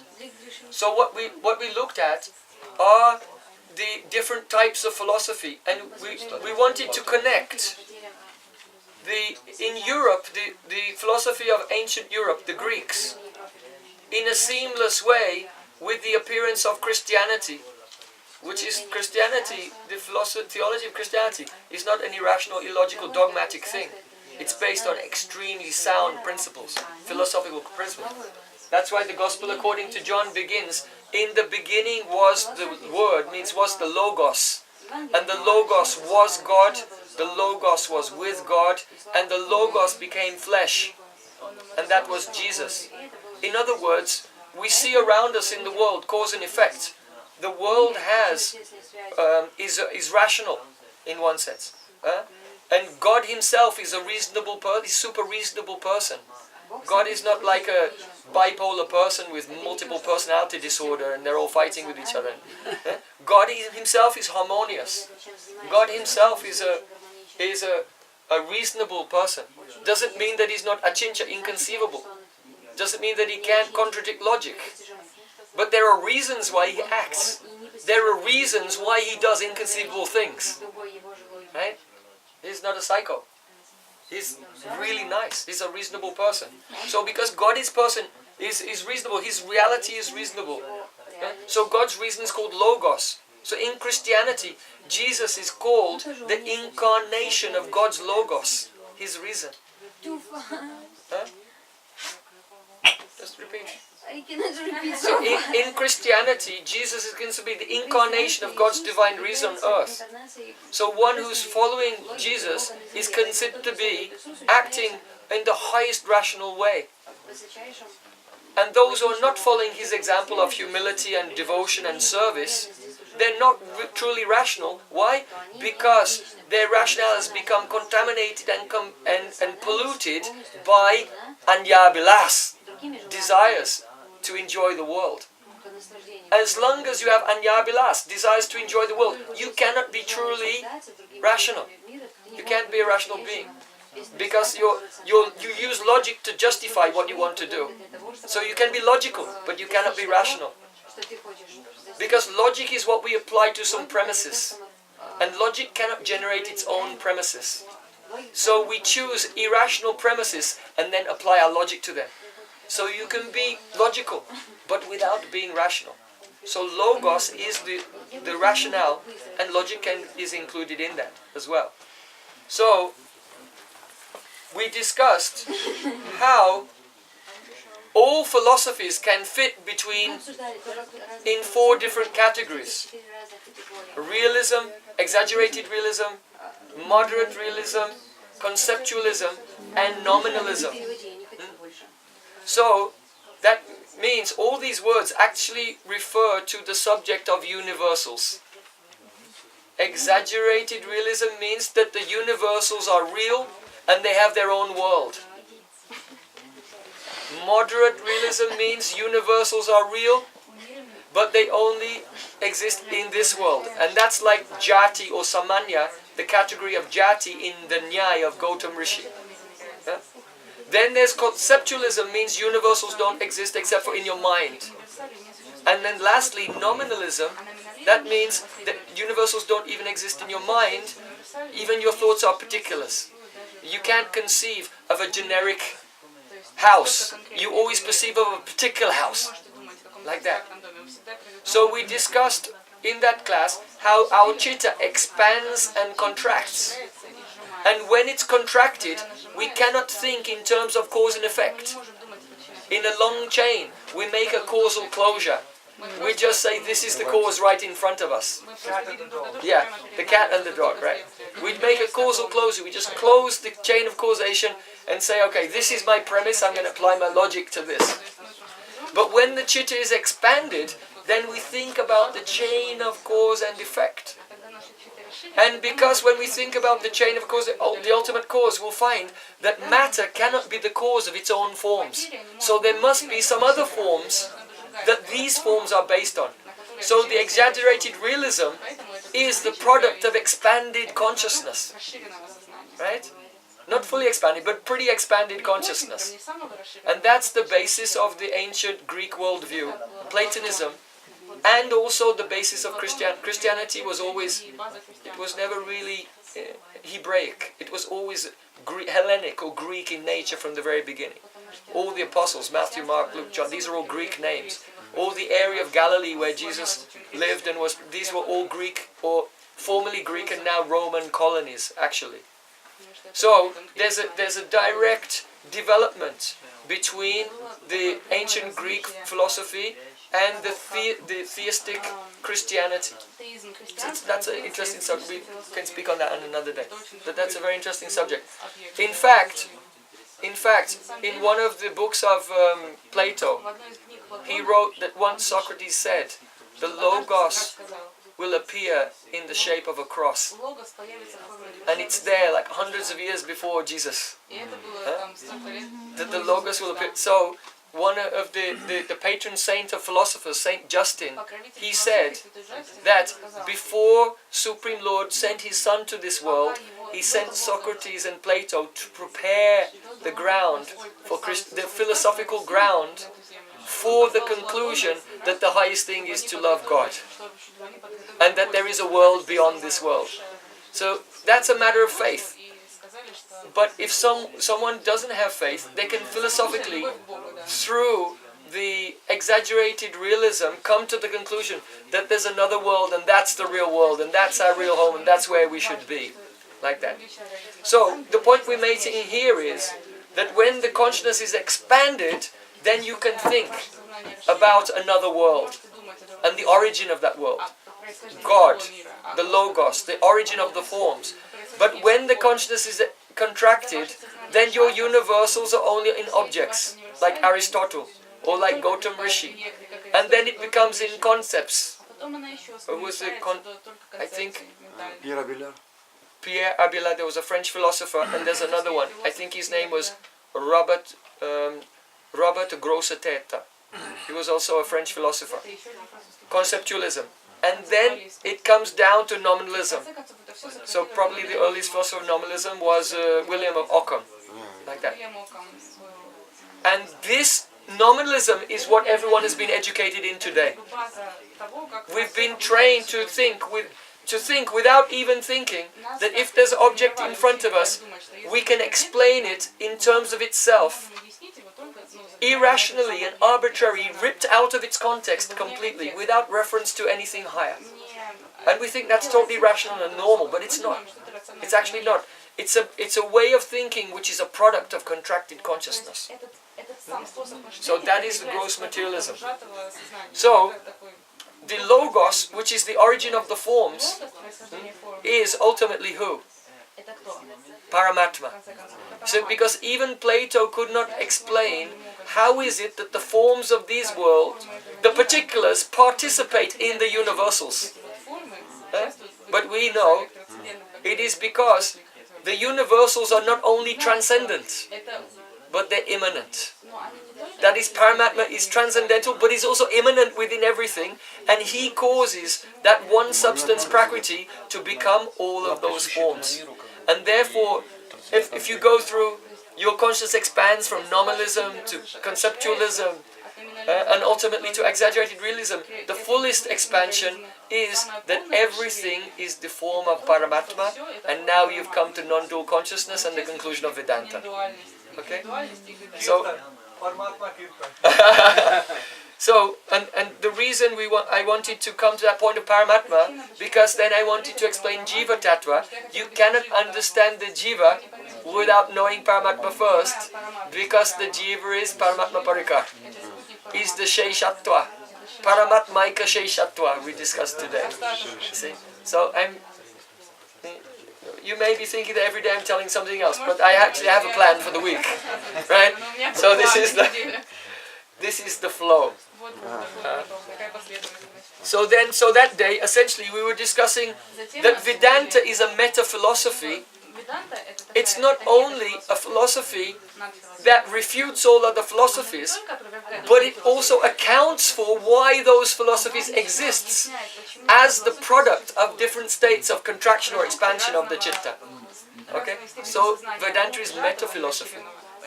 So that was the subject in the morning. Then in the evening, what was the subject in the evening? The Lila. When Krishna went to one with the question was, in between Rasa Lila and Yugal Geet, why is this pastime of Nanda Maharaj being chewed up by a python in between these two chapters? So of course the answer is that incident of Nanda Maharaj being attacked took place in Ambikavan. And Ambikavan was a big Tirtha Yatra that all the Brijbasis went on.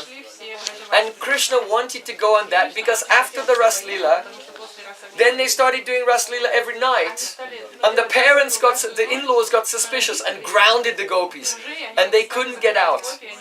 And so when the month of Falgun was coming in Shivaratri, Krishna's like, I want to go on parikrama. But the real reason was to get out of the village and he could have a chance to meet with all the Braj gopis. And he did so in so many different ways. And this was just also an example of how Krishna is atmasat to his devotees. Because he becomes so mad that he took so many different disguises and expanded himself in so many different forms to simultaneously trick and trap the different gopis into meeting with him in Ambikavan. So, what do we have here? Now this connects with the course that we gave last week in Shravanalp. Why? Because our Goswamis, knowing that Krishna Leela is filled with all the ras of kavya, of poetry, then Krishna Leela is like a drama. So when a drama is going on, you have the beach, that's the awakening of desire in the hero and the heroine. And then you have to have incidents which are bindus. That means incidents, drops, that water the seed and intensify it and make it grow. And then of course you have the pataka and the prakari and then the karya. So those who were on the course last week, you know all of this. I can't go over it again just now. But these are the artha prakritis. That means the psychological substratum of the development of a drama. Now Krishna's whole life is a drama. You see?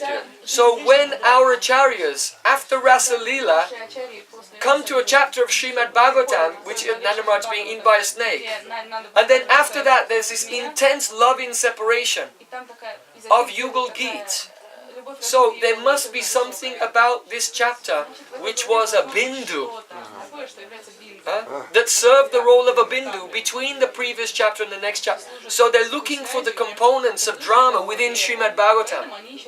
And the story, if you read the story, that's just the Abhida Briti, right? That's just what the words mean. But the Vyanjan Briti must be revealing a bindu, a psychological substratum in the main characters, which is making their desire grow and grow and grow. Like, understand? So when our acharyas have commented on that chapter, they brought out this whole pastime that this is very beautiful and very astonishing, how Krishna is playing with all the gopis when they're on Tirtha Yatra. Okay, so then the next day, next morning, the subject was Yadrichaya. The meaning of the word Yadrichaya, that the Supreme Lord is controlled by his devotee. That we've discussed earlier. Kimchit in the Atma-sattvam verse. Yeah? The Supreme Lord is under the control of his devotees, yes. But now we want to explain that the devotee is not under the control of the Supreme Lord. So we gave many examples in Srimad Bhagavatam, like Angira Rishi coming to Chitraketu Maharaj, the Navayogendras coming to Nimi Maharaj, Narad Muni coming to Vyasadev. Everywhere you find Yadrichya, that pure devotees they're actually independent, wandering here and there, and they distribute Krishna's mercy. And because the pure devotees are distributing Krishna's mercy, then who gets the mercy, who doesn't get the mercy, the fault of impartiality doesn't fall on the Supreme Lord. Because he's the Advaya Gyan Tattva, and he's non-dual, so he cannot have partiality among the jivas. Like that. So that was connected to maintaining the Advaya Gyan, the non-dual nature of God, while also establishing the glories of pure Vaishnavas. And also establishing that bhakti is only available by sadhu sangha. So that was all there in the class on Yadrichaya. Then, in the evening, then, oh, this was very, very beautiful. Yes, it was Man Tattva, yes, but that was not the essence. The essence of the class yesterday was, you see, Hera Panchami is going on festival. Lakshmi Devi comes out with all the soldiers to attack her husband, and Mahaprabhu and his associates are all like, oh, this is, and they're laughing. And so I've never seen an anger like this before. Then Mahaprabhu said, can you tell me about different types of loving anger? Now Swarup Damodar Goswami, what he does is, he begins to explain about all different types of gopis. And because these heroines have different moods, when they're angry, the anger is expressed in different ways. Right? So, now this is not written in Shastra. It's not written. All these terms about different kinds of heroines and different types of man, everything, that's in the aesthetics, the science of poetics. Bharat Muni, Vishwanath Kaviraj's Sahitya Darpan, Anandavardhan's Dwanyalok, the Kavya Prakash of Mamatacharya. So all these poets, they've written about all these technical terms of different heroes, heroines, different moods, and so on, like that. It's not in the Shastra, in the spiritual Shastra that deals with God. Some persons have taken some little elements of that, like Geet Govinda of Jayadev Goswami. You'll see some of the Naika Vastas, that means the different stages that the heroine goes through. When the hero's late and she becomes worried, and then she becomes really angry with him and she throws him out, and like this. So some of that you'll see in Geet Govinda, but that's just a small part of the vast subject of kavya, poetry itself. But now Swarup Damodar is using the whole array of poetic and aesthetic knowledge and presenting Krishna's Leela from that perspective. So then one may say, well, no one's done that before. Who can do that? Why should you do that? Where's the evidence in Shastra?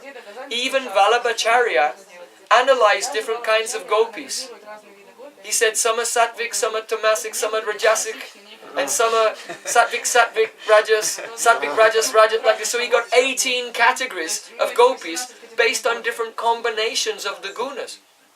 So he's a great acharya, he's very rasic. But even he didn't take the categorizations of heroes and heroines from the kavya and apply that to Krishna Leela. So the question is it legitimate or not? So when Mahaprabhu is speaking with Swarup Damodar Goswami quoted a verse from Srimad Bhagavatam, Evam Shasasanku Virajita Nisha Sasatyakamanu Brito Balagana Shasheva Atmanya Viruddha Saurata Sarvaha Sharat Kavyakata Rasasraya. That those nights where Krishna met with the gopis became the shelter of Sarva Rasa, of all the rasas described in the Kavyakata. So now, by the words of Shukadeva Goswami 5,000 years ago, the door is open for Swarup Damodar and Rupa Goswami to run in and now explain everything about Krishna Lila, taking the terms from the world of aesthetics. It's like the universals have their source. Yeah. So, the essence of the class yesterday was really, is this Bhakti Rasamrita Sindhu Ujjalan, all this poetry of our acharyas, what are do they have more partiality to poetry than to metaphysics and to the Vedas? No. The mature fruit of all the Vedas, the Samadhi Bhasha of Shukadeva Goswami, the best Praman is opening the door and telling Swarupdamodar and Rupa Goswami, go for it. Kavyukatara Sastraya. And so we can see that Bhakti Rasamrita Sindhu, Ujjalan, all the writings of Rupa Goswami, they're never something entirely new or independent. But our sampradaya is completely grounded in the Bhagavatam, which is the mature fruit of all the Vedas. So never lose that, because once you start to separate from the Vedas, from the Praman Tattwa, now things can go everywhere. So it may look on the surface that this Gaudiya Vaishnavism is a very unique, and it is unique, but it may seem like a new invention, but it's not. All the premises for every single thing that we do is there in the Vedas. It's just the expansion. It's the Dwani of the Bhagavatam. Gaudiya Vaishnavism is the Dwani of Srimad Bhagavatam. And the Anudwani and the Anudwani. That means the reverberations of the implications of the Bhagavatam. Okay. So that was last night's experience. And then of course this morning, because we discussed what is the Paramatma, and from that we understand today Jiva-Tattva, and we went into the details of Jiva-Tattva. So that was our journey this week. Hare Krishna. There will be another class this evening.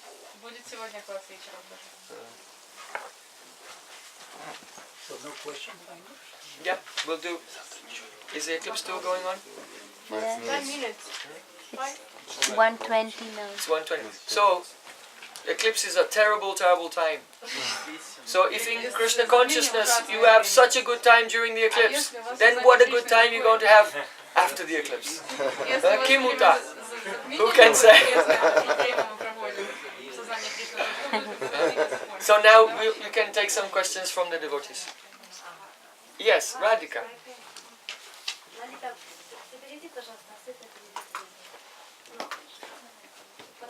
Поскольку сначала, изучая христианскую религию, мы понимали, что демон и сатан для них это одно и то же, то есть получается просто зло или антикрист. Demon and Satan is something like an antithesis to Jesus Christ. We know this by studying the Christian philosophy. Потом, изучая греческую философию, мы поняли, что Платон, например, и все сократичи, они каталогировали, то есть демон, это для них был эрос, это наша энергия психолибидика. By studying Plato and other also Greek philosophers, we understood that demon is our own calm. И, то есть не такое страшное. А Сатан это был Сет, египетский Сет, то есть 7 капитальных грехов. It was said in Egypt like 7 sins, 7 types of sins. Значит, для них сеттификати капитали, саребер оргулио, инвидия. Основные вот эти 7 грехов, то есть это 7 альтер-эго, регруппированных. Ира, гордость, ичидия, зависть и прочее. Окей. Значит, для Платоничи эго, значит, для Платоничи зло как таковое это было эго, и значит нужно было работать над эго. So then you have to work on your ego. Вот. А сейчас вот мы не можем понять, куда каталогировать демонов, про которые говорит ведическая культура. And now we cannot understand where to put the demons about which is the Vedic culture is. Yeah, where do the Christian conception of demons fit into the Vedic conception of demons or something? Okay, so These are different ways of looking at the world. You can look at the world in terms of the actual varieties which are manifest here, or you can look at the world in terms of the metaphysical forces which bring about the forms that you're seeing. So, for example, if someone will say, let's say a Christian will say, oh, Satan is influencing me, I have to become free from Satan. What is that phrase? Begone Satan. Right? Saint Benedict wrote the prayer. Begone Satan. It's a very famous.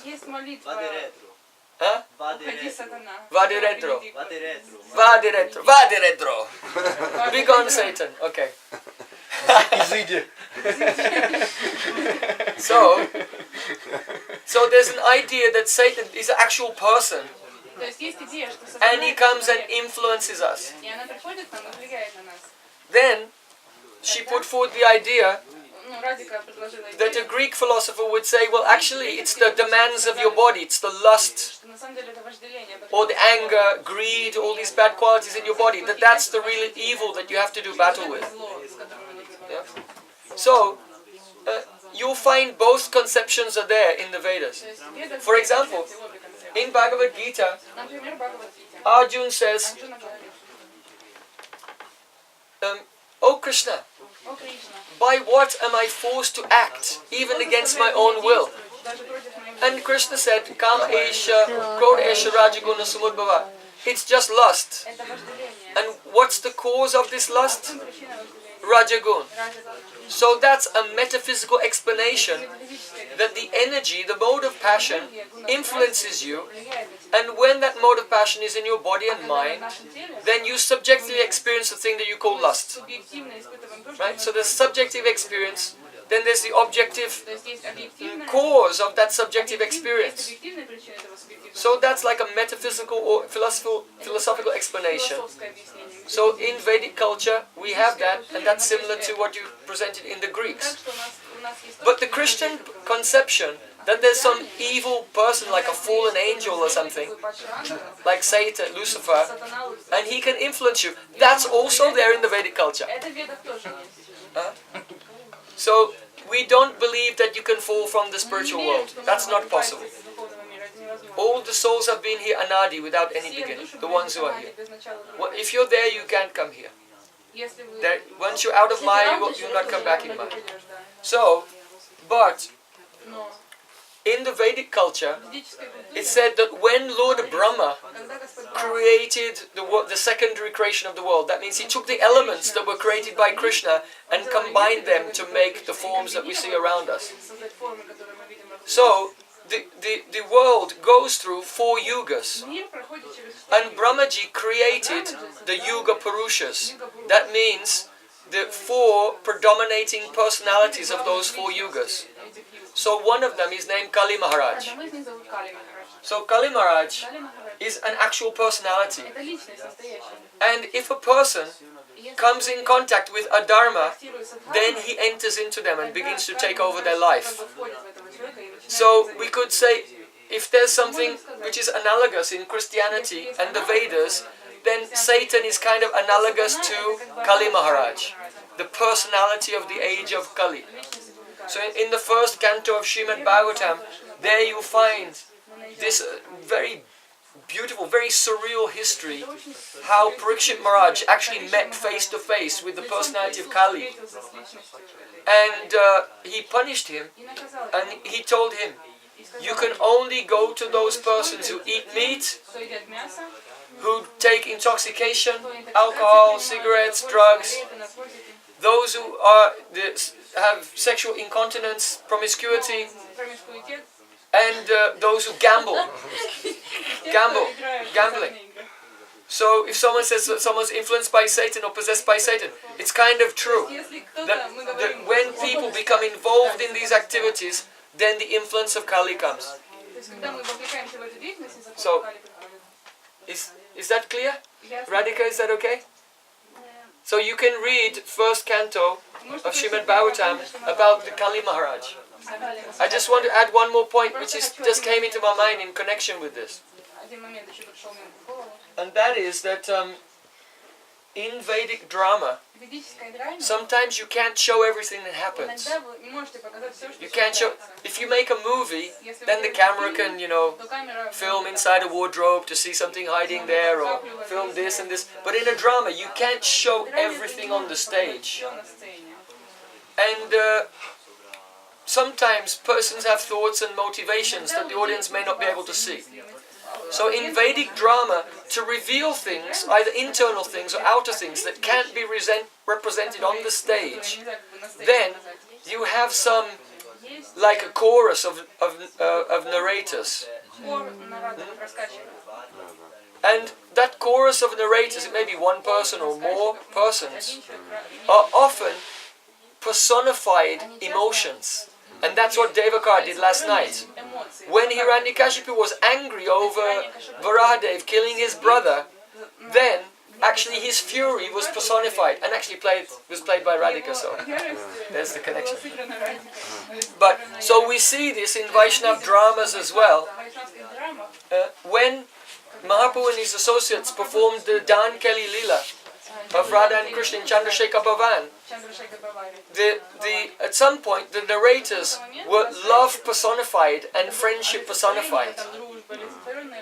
And they were talking with each other, introducing points, and also responding to things that were happening. So, why did that happen as well? So you have not only the actors, but you have these transcendent personified beings who are also part of the drama to give insights to the audience that would ordinarily not be accessible. So, and also, let's say in Chaitanya Chandadoy Natakam of Krishna's Kaviraj, Kavi Karnapur, you have Gora Leelas going on, and Kali Maharaj is one of the chorus, the narrative chorus. Kali Maharaj and Adharma and lust and greed, that means Kali Maharaj and his associates. So they're all personified and considered to be intervening in the lives of the characters as well, like that. So I'm just bringing that up because it's connected to your question, and it's also connected to our Kavya Katha Rasasraya. How Krishna Lila should be presented according to the conventions of drama. So, does anyone else? Another question? Yes, Prabhu. Вы сегодня упомянули, что каждая клетка индивидуальна. Today you told that all of the cells, they're individuals. И вот как это правильно понять? How to understand this in a correct way? That the souls are individual. Cells. Oh, cells. Клетка. Я так понял, что клетка тела индивидуальна. You told that the cells of body something like, is it also? And they didn't say that. So Was that your translation? No, that was Lalita's translation. She'll explain.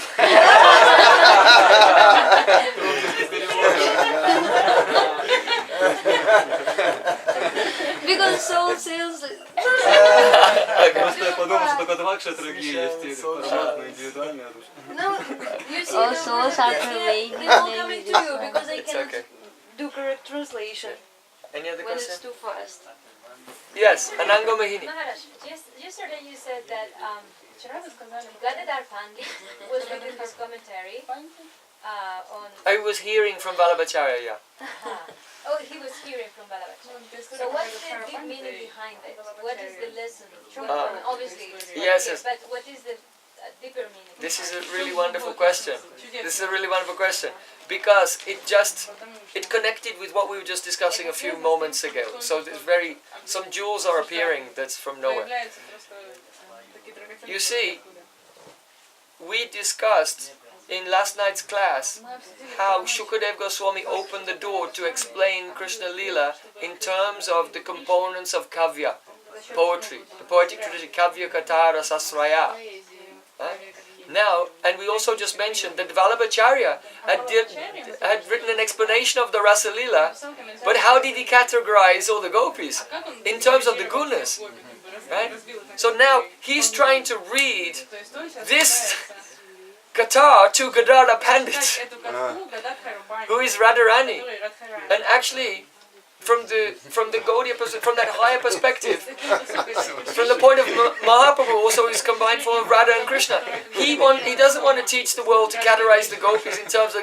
He wants to teach the world Kavya Katara Sasraya, that the real way of understanding the psychology of the gopis in the deepest way, not to minimize Vallabhachari, but this is a far superior way. So even though that was written, Savatsara Kavya Katara Sasraya, and Vallabhachari was a great scholar of the Bhagavatam, but without the mercy of Mahaprabhu, he didn't see that.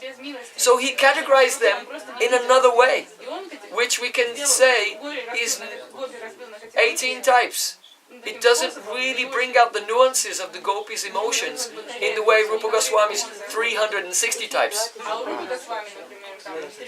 Yeah, and then Kavi Karnapur in the Lankastuba, it goes up to about like 2,900 types.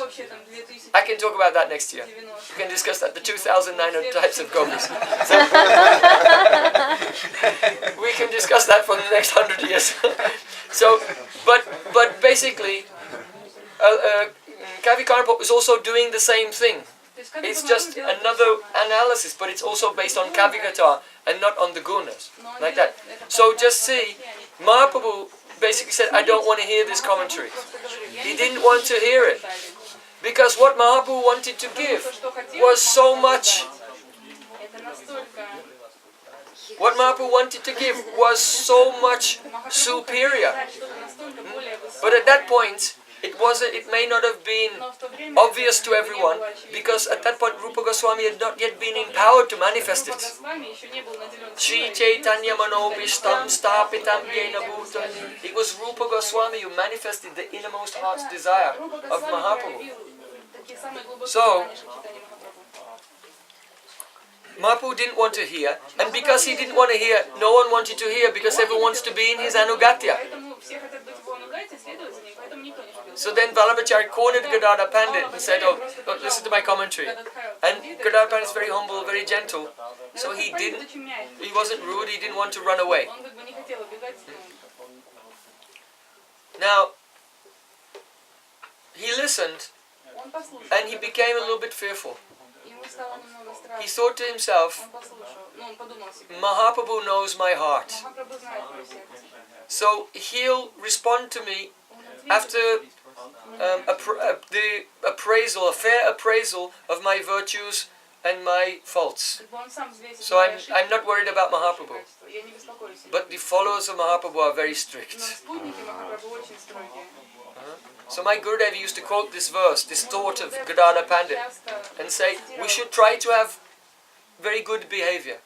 Because even though Mahaprabhu knows our heart, but his associates are very strict. And they'll say something or do something. Gurudev used to say this. So it's right there in Chaitanya Charitamrita. So, but what happened, of course, Mahaprabhu rejected him, but Gadadhar Pandit wasn't afraid, because he knew that Mahaprabhu knew his heart. And Mahaprabhu was trying to provoke him, but he could not be provoked. And so that's why I mentioned last night, after the drama of Lord Vamandev, that the essence of the drama of Lord Vamandev, this essence is also there in this pastime of Mahaprabhu and Vallabhacharya. That the Lord provokes us. And if we are Trinada Pisunichena, then it's not just that we've tolerated, but that provocation was His mercy, because He was giving us the opportunity to purchase His heart by our humility. Because it's one thing if someone gives you a problem and you tolerate it. But if the person you're trying to serve, you're dedicated, because you're not dedicated to them. So if they give you a problem, you just don't care. But the person you're trying to love and they're trying to serve, and they reciprocate with you by giving you a problem.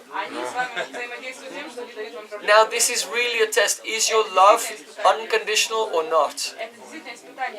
Is it really Aslishava Padaratam Pinashtu, like the last verse of Shikshastika? Krishna, you're the Lord of whatever you do. Even you mistreat me, you abuse me, still, my love will never change. So Purnamasi said this when she was describing love. She said,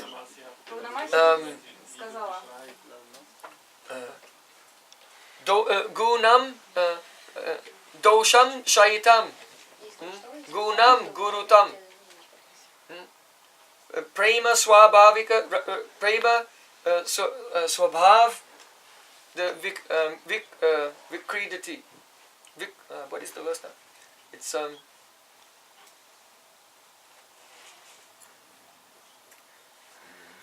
there's a very beautiful verse spoken by Purnamasi Devi. Stotram eva tatastatam prakatayam chittasya date byatam. Nindapi pramadam priyachati parihasa sriyam bibrati. No gunam, no dosham shaitam gunenu gurutam kenapyana tanvati premna swarasikasya kasya tidayam vikridati prakriya.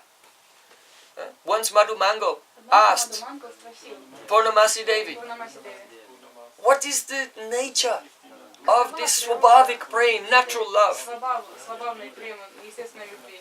Purnamasi Devi said, Stotrameva tatastatam prakatayam chittasya date byatam. He said, if Krishna will praise Radharani, then outwardly she remains neutral. But usually, when there's not actual love, and the lover says, oh, you are so beautiful, and then the person hears it, that means they have no love. Love is not like that. When there's actual love, and the lover praises his heroine, then she's just neutral. But in her heart she feels pain. Because her thirst to love, her thirst to serve is so intense that whatever she does, she always feels that it's not enough. So she's already feeling that the way she served and the way she loves is not good enough. So if the lover will praise her on top of that, that's just like putting salt in a wound.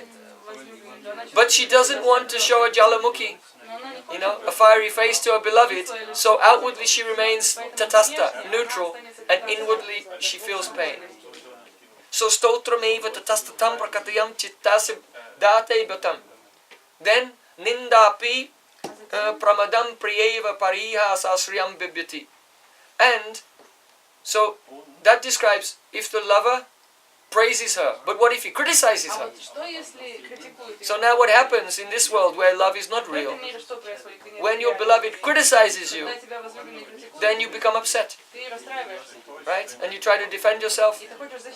So when there's pure love and the lover criticizes the heroine, then the heroine thinks he's joking and feels great joy.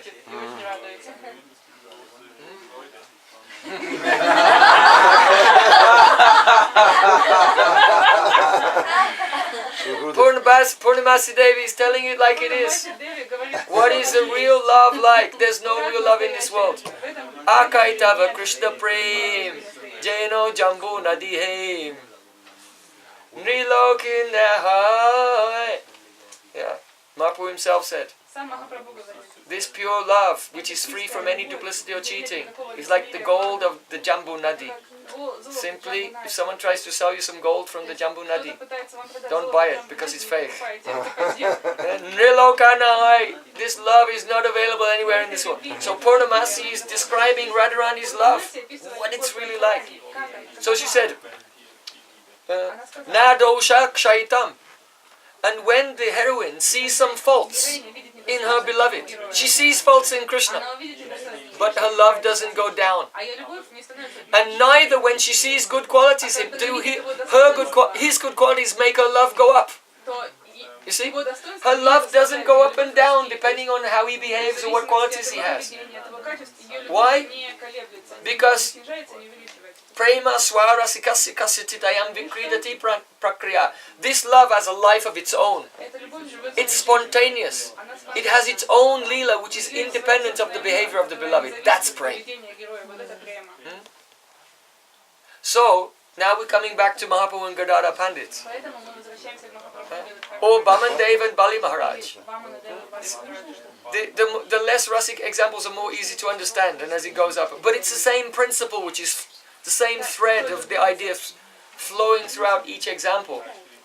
That when one is provoked, when one is criticized, when one is put in a difficult situation by the beloved, but the lover tolerates and continues to serve, that their love doesn't go up and doesn't go down. Because the love has a life of its own. It's ahoituki. It's causeless. It's another entity actually. Krishna rachaya prema bhaktara nachaya apanichaitina nachaya katai. Krishna's Kaviraj Goswami said, Bhakti makes the devotee dance, Bhakti makes Krishna dance, and Prem itself is another entity with its own dance. And the three of them dance together. This is going to be the subject of tonight's class actually. Wow. So we're coming onto the independent nature of love. So we're just starting to touch it now. So that's what's being illustrated here, and that's the inner essence of this loving relationship between Mahaprabhu and Gadadhar Pandit. And afterwards, Vallabhacharya felt ashamed of what had happened. And he went to Gadadhar Pandit and begged initiation from him and received Diksha from Gadadhar Pandit. So Vallabhacharya, in Gauragana Desha Dipika, wonderful thing. It said that Vallabhacharya is the incarnation of Shukadev Goswami. He's the very person who said, Kavya Kata Rasasraya. He's the very person who said it. But then he has this leela of writing a commentary that the Gaudiyas don't want to hear. And then he gets Diksha from Radharani herself. So that's another proof that Shukadev Goswami is Radharani's parrot. Right? As well. It's not direct, but it's good enough. That Shukadev Goswami is Radharani's parrot. So when he appears in Gaura Leela as Vallabhacharya, then he takes Diksha from Radharani herself, Gadadhar Pandit. So these are some of the inner meanings. Some of the inner meanings. Some. Because his Gaura Leela you can never come to the end of it. Krishna's Kaviraj Goswami, he says, Chaitanya Leela Mritapur, Krishna Leela Sukarpur, Dui Mili Hoi Sumadurya, Dui Mili Hoi Sumadur, Sadhu Guru Prasade, Taha se ashwade, Sehi jani madhurya prachurya. Krishna's Kaviraj Goswami is saying, Chaitanya Leela is Amritapur. It's like a very delicious pudding. Made of Amrita, nectar. And Krishna Leela is Sukarpur. Like camphor. Dui Mili Hoi Sumadur. And when this Krishna Leela and Gaura Leela are mixed together,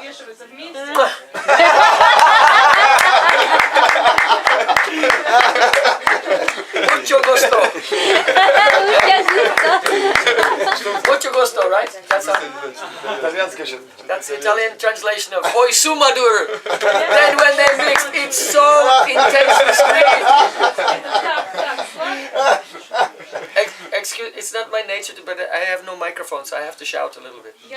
So,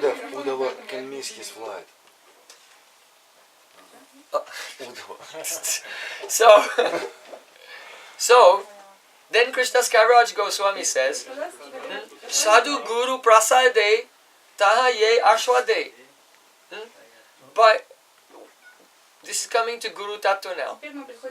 Sadhu Guru, what is Guru Tattva? Prabhupada Bhaktisiddhanta Thakur used to quote this verse to explain Guru Tattva.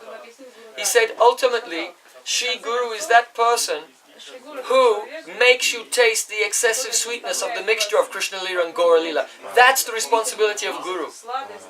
Sadhu Guru Prasade Taraye Aswade. And the person who, by the mercy of his Guru, by the mercy of sadhus, tastes the mixture of the Amritapur of Chaitanya Leela and the Suku Kapur of Krishna Leela, then that person, say Jani Madhurya Prachur, then they experience not only Madhur, sweetness, not only Sumadur, but Madhurya Prachurya.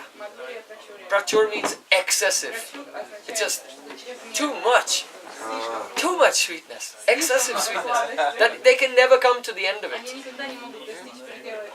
So, when we discuss Gadadhar Pandit, Vallabhacharya, Mahaprabhu, Swab Damodar Goswami, Shukadev Goswami, Radha and Krishna, everything. This is the mixture of the nectar of Gaur Lila and the nectar of Krishna Lila, and then one can experience the Madhurya Prachur, the greatest sweetness of all. You said that And there's no end. There's no end to that. Don't think that you ever come to the end of reading Chaitanya Charitamrita. In my life I have had the good fortune to know several highest level of Mahabhagavad Vaishnavas. And they all said, even though they perhaps didn't talk to each other or write to each other or anything, but just before they were leaving this world, they all gave me the same instruction. Read Chaitanya Charitamrita. It's like their final instruction. Read Chaitanya Charitamrita.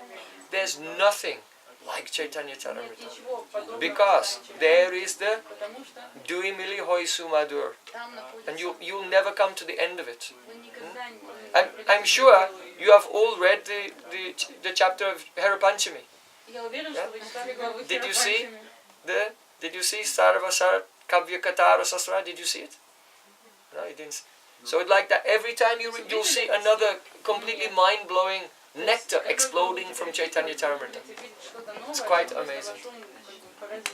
Yes, another question? you said Aristanasan Prabhu. you said that Prem, even if you see qualities in your beloved, it stays more or less the same, doesn't increase, and if you see It fault, doesn't decrease. It doesn't increase or decrease having that quality as the cause. Yeah. It may increase, but that's of its own independent nature. Yes. I was asking, is not something increasing? Some devotees have to go because they're going to miss their flight. Oh, Uddhav Prabhu! yeah. Uddho Shuddho Ho Gayo Braja Ko Pinke Bo Jana Jai Dug Dugi Bhaya Kato.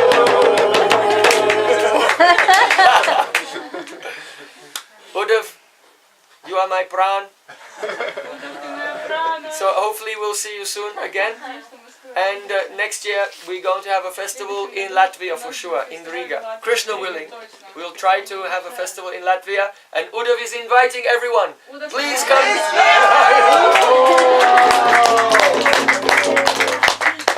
Yeah. Thank you. And Christina became a devotee because from birth she was chanting Namabas. You know, there's Vyavadan Rahit and Vyavadan Sahit. Sometimes the syllables of Krishna's name are together, and sometimes there's an obstruction in between them. But Namabas still works. So her name is Chris, and then T is in the middle, and then Na. Christina. So her whole life she was chanting the Vyavadan Sahit Namabas. And now look what happened. Became a golden devotee.